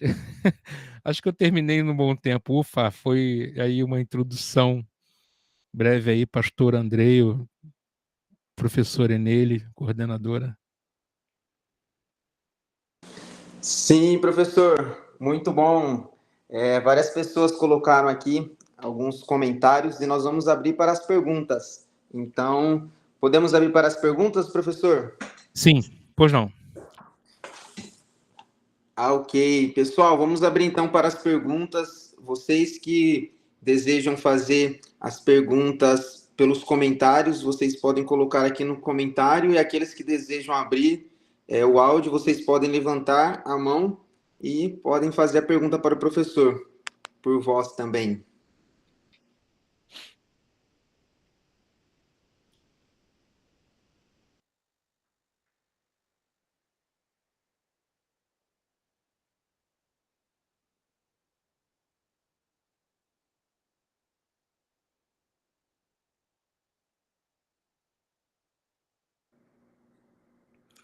Temos uma pergunta aí. Alguém quer falar? Isso, Bárbara. Acho que é Nara. A Bárbara também, ela quer fazer... tá na fila aí, né? Vê aí, então. Sim. Quem foi a primeira? Chat, mas não sei se alguém vai ler o chat, mas eu coloquei ali, professor, só perguntando se... na verdade, eu acho que foi uma pergunta meio ingênua aqui, que depois eu pensei direitinho, acho que a Bíblia já responde por si só, mas se nos dias atuais a gente ainda considera essa divisão dos profetas, né? Aquele que ouve, aquele que... dessa divisão primeira que você fez, se a gente considera dessa forma, em alguns contextos, na verdade, em algumas igrejas, a gente observa que existe uma tentativa de unir tudo em uma pessoa só também. Aquele que vê, aquele que profetiza, aquele que... e vai aí, né? Então, acho que não existe uma compreensão muito clara hoje em dia, e às vezes não só, até nas igrejas tradicionais mesmo, assim. Então, eu queria saber do senhor se hoje a gente ainda considera, ou pode considerar, ou deve considerar essa divisão, né? Em outras palavras, se devemos reconhecer pessoas hoje com o mesmo status de profeta como era no Antigo Testamento, é isso? Sim, sim. A resposta é não. Eu vou dizer por quê. O que acontece? No Antigo Testamento, o Espírito ele vinha sobre algumas pessoas em particular. Ele vinha sobre o rei para capacitá-lo ao governo, né? O rei é o mediador de Deus junto ao povo, junto ao sacerdote, quando o sacerdote quer fazer a vontade de Deus, e o profeta, como sendo alguém que vai falar a palavra. Muito bem. Quando nós chegamos no Novo Testamento, quem é o profeta por excelência? É o próprio Filho de Deus, né? Hebreus diz assim: havendo Deus falado outrora aos pais pelos profetas, nos últimos dias nos falou pelo Filho, a quem constituiu o herdeiro de tudo e pelo qual também fez o universo. Bem, então mudou, né, a aliança. Então, Deus nos falou pelo Filho. O Filho de Deus, ele é herdeiro também dessa tradição de profetas. Tanto é que nós vemos muitas semelhanças, né, da palavra de Deus, da palavra de Deus que Deus deu a Jeremias, a Amós, com a denúncia que Jesus também faz, né, da corrupção dentro do templo, né? Lembra muito Jeremias também, na porta do templo, denunciando o pecado do sacerdócio, e o Amós. Então, Jesus é esse profeta, não é? Que nós devemos realmente seguir. É Jesus, né? O profeta, tudo com maiúsculo, né? Então, o Filho de Deus. Foi prometido o derramamento do Espírito Santo, né? E a Igreja de Cristo, ela está alicerçada dentro desse fundamento do Cristo ressuscitado, né? E do Espírito que nos foi dado. Então, algum microfone está fazendo algum ruído aí. Então, o que ocorre? Hoje, não temos mais esse exclusivismo de ter alguém com uma mensagem particular. Em primeiro lugar, a palavra já está dada, né? Nós temos a Escritura, que precisa ser interpretada e dada ao povo, né? Pessoas que interpretem, não é? Que façam a hermenêutica, né? E que transmitam ao povo. Então, eu digo cuidado com pessoas que se arvorem ser o profeta, que serem centralizadores, nenhuma profecia da Bíblia de particular interpretação. Então, quando alguém chega e diz assim, eu tenho o que ninguém tem, e ele centraliza tudo nele, tá? Isso aí é um sinal de alerta, entende? A palavra de Deus está dada, está na Escritura, essa revelação de Deus para nós. O que nós precisamos é ter os olhos iluminados, no entendimento aberto, dependência do Espírito Santo, para entender o que está escrito. Então, eu espero ter respondido com respeito a isso. Muito bem, professor. Nós temos uma pergunta aqui que fizeram nos comentários. Lennon Moraes, em que categoria profética podemos considerar os, entre parênteses, homens de Deus que revelam CPF, nomes e PIX? Essa pergunta veio do... O Lennon é um aluno que eu tenho aqui no Rio de Janeiro, né? Obrigado, Lennon, pela sua presença aqui na aula, e obrigado pela pergunta, né? Porque, por incrível que pareça, tem muita gente seguindo esse tipo de gente, né? Irmãos, o número do meu CPF eu sei, né? Negócio de revelar meu CPF daí, não é? Esses prognosticadores, está mais para adivinho, né? Em que isso adianta revelar nome de CPF? Isso não produz nenhum tipo de edificação, né? Para o cristão no reino de Deus. Temos que... Vocês estão me ouvindo? Sim, professor. Tá, tudo bem. Nós temos que, de uma vez por todas, entender que a profecia ela já foi dada, está no texto, né?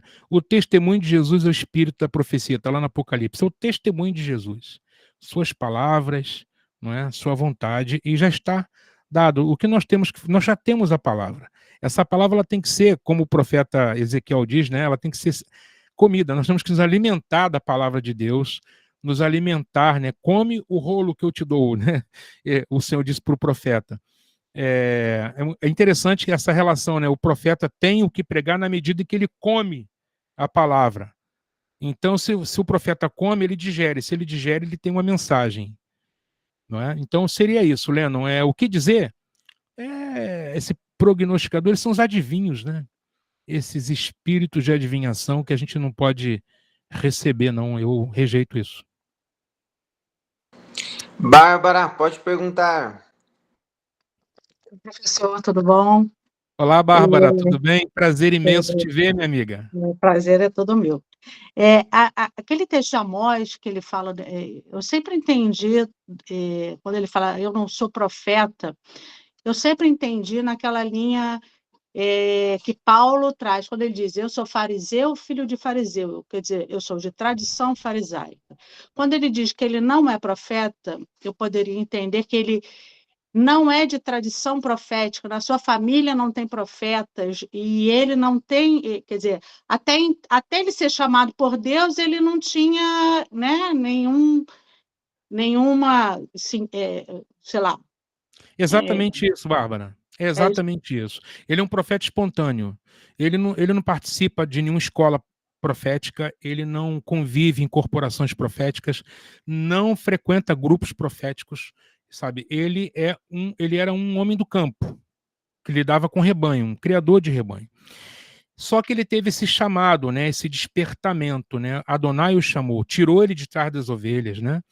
E disse, vai e profetiza. Então ele tem um chamado que foi um chamado irresistível, não é? Foi maior do que ele próprio.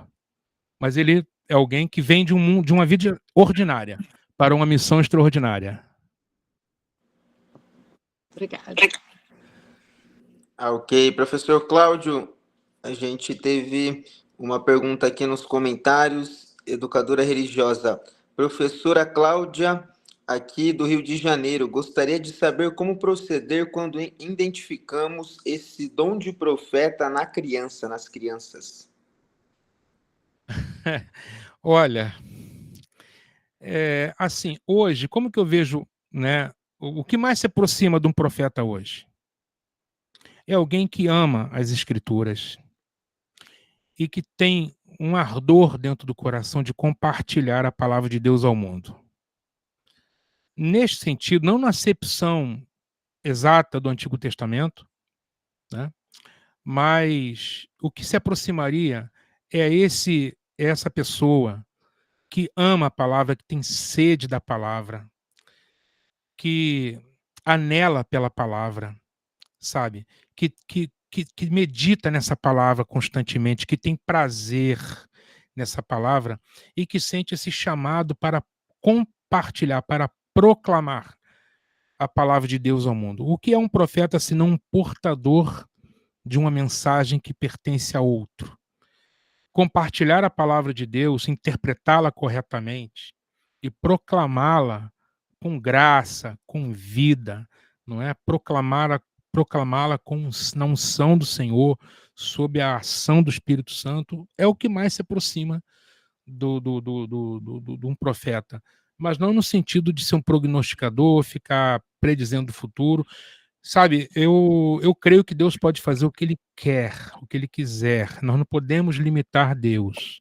Mas nós não podemos achar que as experiências é que vão corroborar para saber se estamos na direção certa ou não.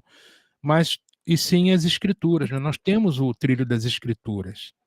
Então, assim, se essa criança tem anelo por Deus, desejo por Deus, não é? Quem sabe não vai ser um proclamador dessa palavra.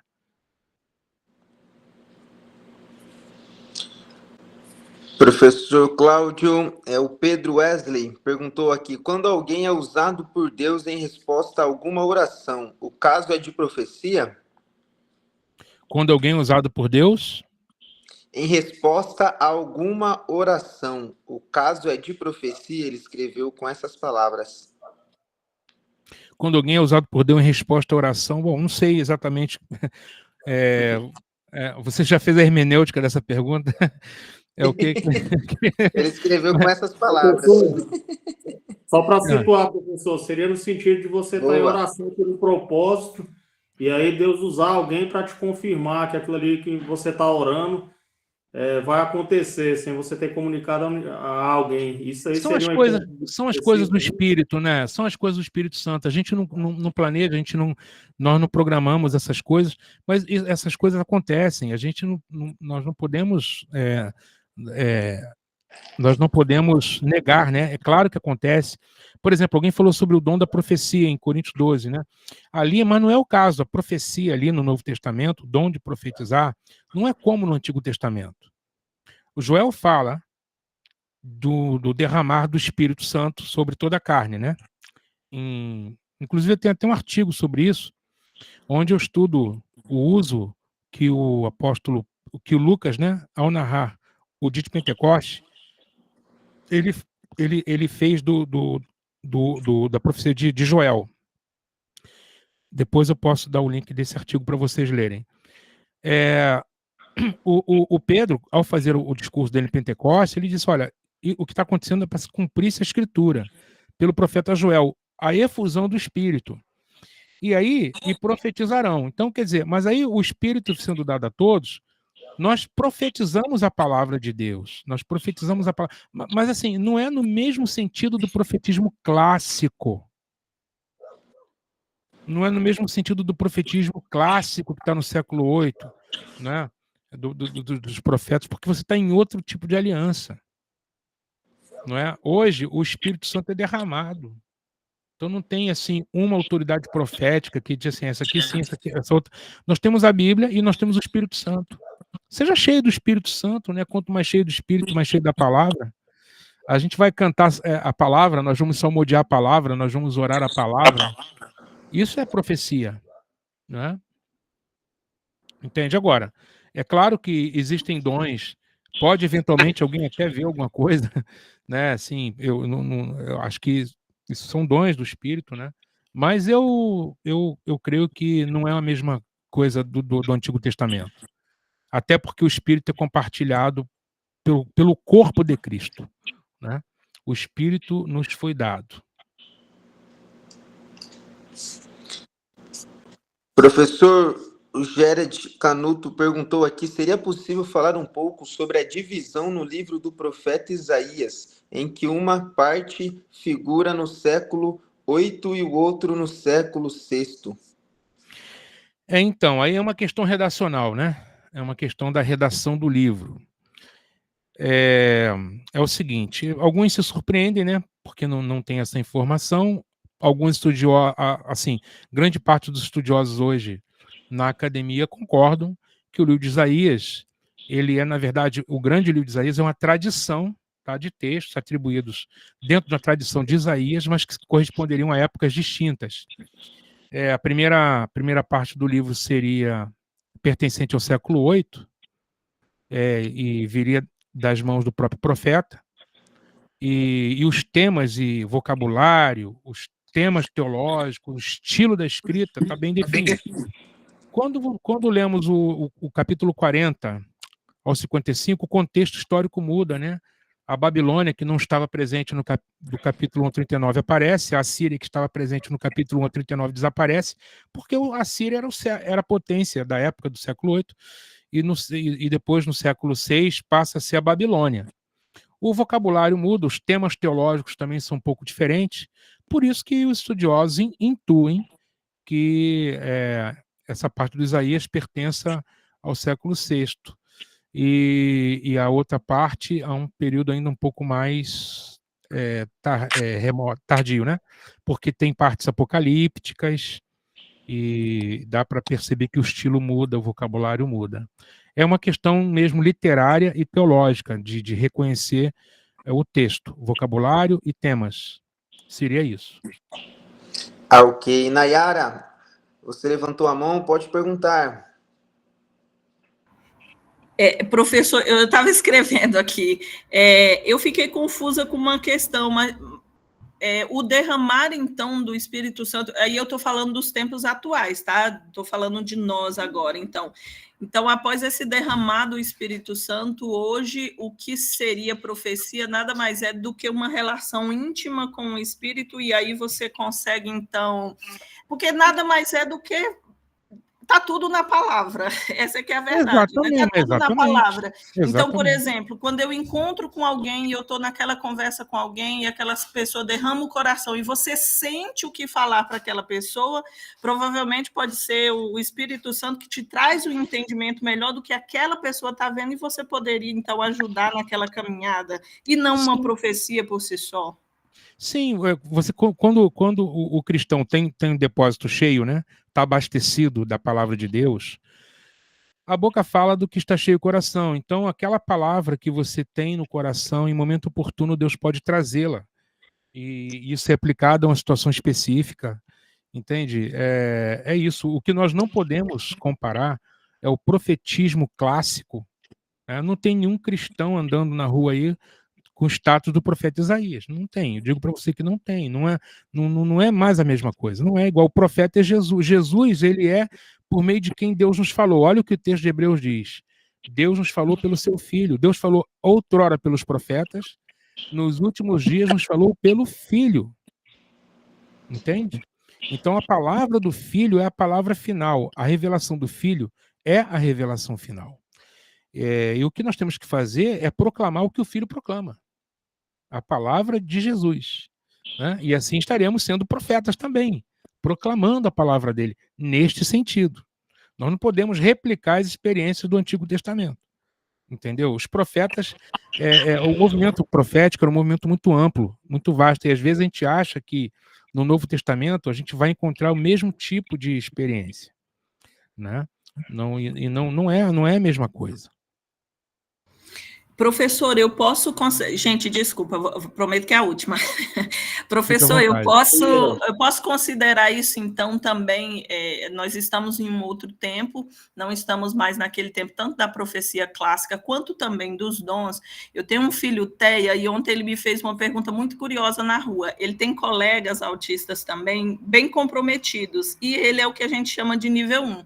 Ele fez uma pergunta assim: mamãe, deixa eu te perguntar uma coisa, se eu orar pela minha coleguinha cadeira de roda, ela vai andar? Eu falei, filho, orar, você pode orar sempre, porque é isso que o Papai do Céu espera da gente, né? Essa conversa, e é uma conversa diária. A cura é só se o Papai do Céu quiser. Aí ele falou, mas todo mundo não anda, por que ele não quer que ela ande também? E se eu orar por ela, por que ele não vai querer que ela fique curada? Jesus, ajuda aqui, porque complicou o negócio, né? E aí ele passou por uma pessoa na rua que era também com um problema físico. Ele, por que a gente não pode conversar com ele e falar sobre Jesus, que Jesus cura e ele ficar curado? Falei, vamos conversar mais um pouquinho, filho, sobre isso. Então, ele, assim, o entendimento dele como autista é muito literal, e ele ainda não conseguiu entender, porque ele ora por algumas questões e o Espírito Santo não o responde. E aí é complexo até para a gente que é adulto, porque é o que eu digo para ele, a vontade do Senhor ela é soberana. Né? Nós não temos como entender essas coisas. Paulo curou um monte de gente, ele próprio... entendeu? Timóteo falou, olha, você toma esse remédio aqui por causa das suas enfermidades. Se tratar lá naquelas fontes lá de Laodiceia por causa da enfermidade. Então, isso é uma questão que, sabe, não é o ponto, né? Mas, irmã, faz bem, diz para o filho orar, não é? Esperar da vontade de Deus. Uma coisa é certa, na ressurreição não haverá ninguém paralítico. Tá? É isso que é a grande questão, né? Esse mundo que nós vemos no atual estado, a gente vive essas tensões. A tensão de Deus é bom e, ao mesmo tempo, a gente vive num mundo cheio das marcas, né? De mazelas, né? De enfermidades. Algumas são curadas nesse tempo, nem todas, não é? Mas a gente vive, ainda que a figueira não floresça, né?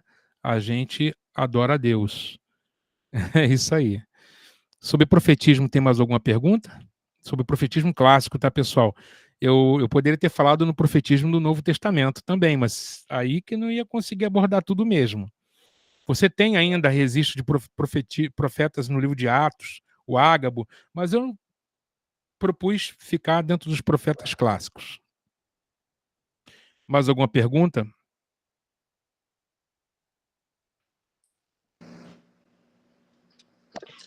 João Batista está dentro do profeta do Antigo Testamento ou do Novo Testamento?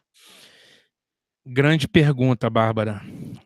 O João Batista, Jesus disse que dentre os nascidos de mulher ele foi o maior. Não é isso?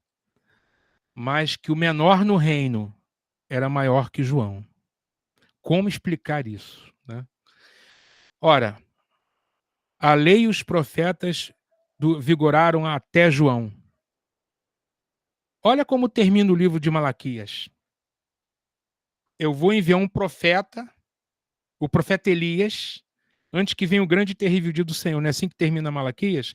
E a tradição grega da Septuaginta, com esse anúncio, né, da promessa de um profeta, do profeta Elias.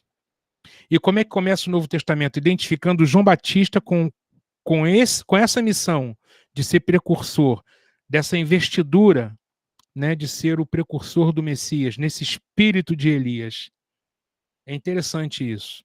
João Batista ele é o último dos profetas, colocado como o maior dentre os nascidos de mulher pelo privilégio. Por quê? Sendo ele herdeiro dessa tradição veterotestamentária, ele teve o privilégio de ver o Senhor Jesus, o Messias. Ele teve o privilégio de anunciar o Messias, de identificá-lo como o Cordeiro de Deus que tira o pecado do mundo. No entanto, o João, a lei veio até ele. Quer dizer, com Cristo, na sequência, com o ministério de Cristo, a nova aliança se estabelece. E é o que Jesus chama de reino. Então, João, a antiga aliança vem até João. E João ficou entre os tempos. Ele tinha um pé na antiga aliança e o outro pé na nova. Por quê? Porque ele viveu entre os tempos, nesse momento de transição. Quando Jesus sempre dizia, a hora vem e já chegou, a hora vem e já chegou. É essa tensão, né, entre os tempos. João, ele pertence à antiga aliança, mas aquele que nasce, o menor no reino é maior do que, não que João enquanto pessoa, né, mas em relação àquela aliança. No fundo, é uma comparação de duas alianças. A nova aliança é superior à antiga. Por isso que o menor na nova aliança é maior do que João, porque João foi o maior da antiga. Mas, na verdade, é uma comparação de alianças. Percebe, Bárbara? Então, ele tem esse privilégio. E outra coisa, ele tinha na mente o quê? Qual é a expectativa de João Batista? O Messias vai vir, vai nos libertar dos nossos inimigos, da opressão que nós vivemos, vai estabelecer o reino a Israel, que é isso que os discípulos queriam. Olha a pergunta para Jesus no livro de Atos. É esse o tempo em que vai restaurar o reino a Israel? É esse o tempo? Essa era a pergunta, porque essa era a esperança. E João Batista queria saber, és tu mesmo? Depois de ele ter sido preso, né? Alguns falam que João Batista entrou em crise. Eu não vejo assim. Se houve crise, não é porque o ministério de Jesus ultrapassou o dele. A crise é, quem é ele, afinal de contas? Porque eu estou vendo uma multidão seguir esse homem, mas Roma continua aí, os impostos continuam pesados, os tributos, as legiões romanas estão cerceando a nossa liberdade. E cadê o nosso rei davídico? Que os profetas prometeram. Aí Jesus vai e diz assim para João, e essa seria um tema de uma live, de uma outra aula, os mistérios do reino dos céus. Vai e diz para João, olha os sinais do reino. Não é que Roma foi suprimida, que o trono agora é do herdeiro de Davi. Vai e diz para João, os cegos veem, os coxos andam, os mortos ressuscitam, aos pobres é pregado o evangelho, e bem-aventurado aquele que em mim não encontrar motivo de tropeço. Os sinais do reino de Deus não foram aqueles que João estava esperando, por isso é mistério. De uma maneira que eles não esperavam, o reino irrompeu na frente deles como um grão, uma semente de mostarda, como um pouco de fermento que levea da massa toda, entende? Como tesouro escondido no campo e que de repente é encontrado. Muito bem, então seria isso. Eu agradeço. Aí, se tem mais alguma... Primeiro, Bárbara, tudo bem? Está satisfeito com a resposta? Excelente, obrigada. Amém. Muito bom. Mais alguém? Tem alguma pergunta? Vamos finalizar. Professor, acredito que todos já estão satisfeitos. Muitas perguntas, muitas respostas, muito aprendizado nessas 2 horas de aula. Será que eles gostaram? Cadê a manifestação deles? Cadê se eles estão gostando? A gente precisa saber, né? Se correspondeu. Parabéns, professor. Maravilhoso. Também tem os emojis aí, né? Professor, parabéns. Clareou muito as minhas ideias, minhas dúvidas. Eu estou muito feliz. Maravilha. Alguém levantou a mão, impressão minha? Não, acho que só estão batendo palminhas aí, mandando confetes. Professor, eles pediram o link do artigo. Se o professor puder... Sim. Deixa eu ver aqui, rapaz. É uma revista lá da Bolívia. Eu posso fazer o seguinte... O doutor Cláudio encaminha para nós e nós disponibilizamos nos e-mails de quem fez inscrição. Pode mandar no grupo também, né? Uhum.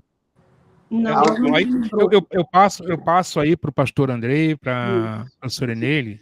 E nós vamos disponibilizar para todos. E disponível. Foi publicado em 2022, se eu não me engano. O uso de Joel em Lucas. Eu uso do Antigo Testamento no Novo.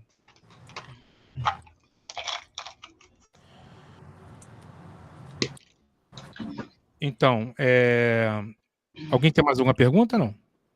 Todo mundo satisfeito? Então, eu quero então agradecer. Posso dar aqui uma palavra final? Eu quero agradecer à Faculdade Teológica Batista de Brasília, mais uma vez, agradecer aí a pessoa do nosso presidente. Não sei se ele ainda está presente, o irmão Esdras.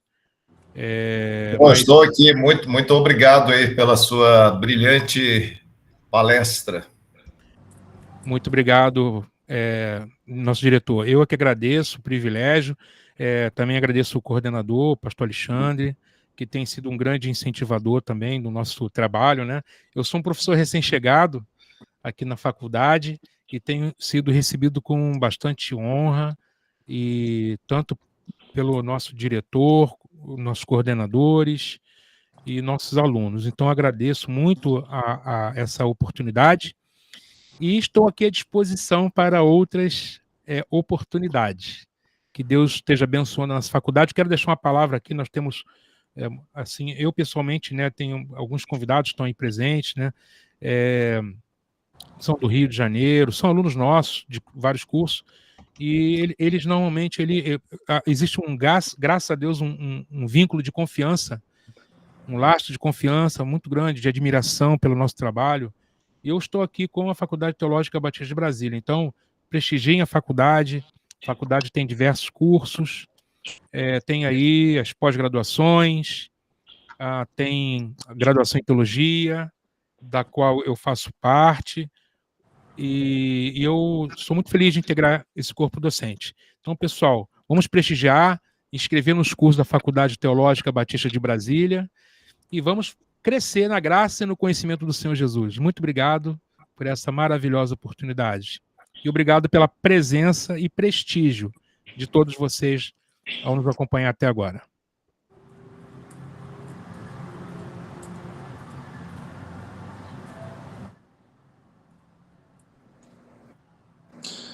Muito bem, professor. Em nome da Faculdade Teológica Batista de Brasília, quero agradecer a presença de todos. A aula ficará gravada e o doutor Esdras Queiroz também agradece a presença de todos. Professora Eliane, gostaria de conceder alguma palavra final? Não, muito obrigada, só gratidão. É muito bom quando a gente vê um grupo interessado no conhecimento e no aprendizado da palavra de Deus. E passa rápido, né? Quando a gente está aqui bebendo da fonte, aprendendo mais, o tempo ele é precioso e ele passa muito rápido e parece que nem sentimos o tempo passar. Então, só o convite para que vocês nos sigam nas redes sociais, participem das nossas lives, também se inscrevam nos nossos cursos e divulguem o nosso trabalho aonde quer que você esteja. Deus abençoe a todos, muito obrigada pela participação, muito obrigada, doutor Cláudio, e contamos com você, sim, em outras oportunidades.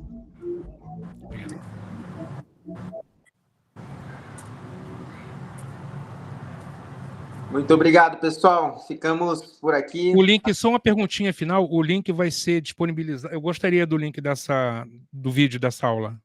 Ok, nós vamos encaminhar para o professor, vamos disponibilizar. Ok, obrigado, pessoal. Deus abençoe. Muito obrigado a todos. Tenham uma boa tarde. Boa Até tarde. a próxima. Até a próxima.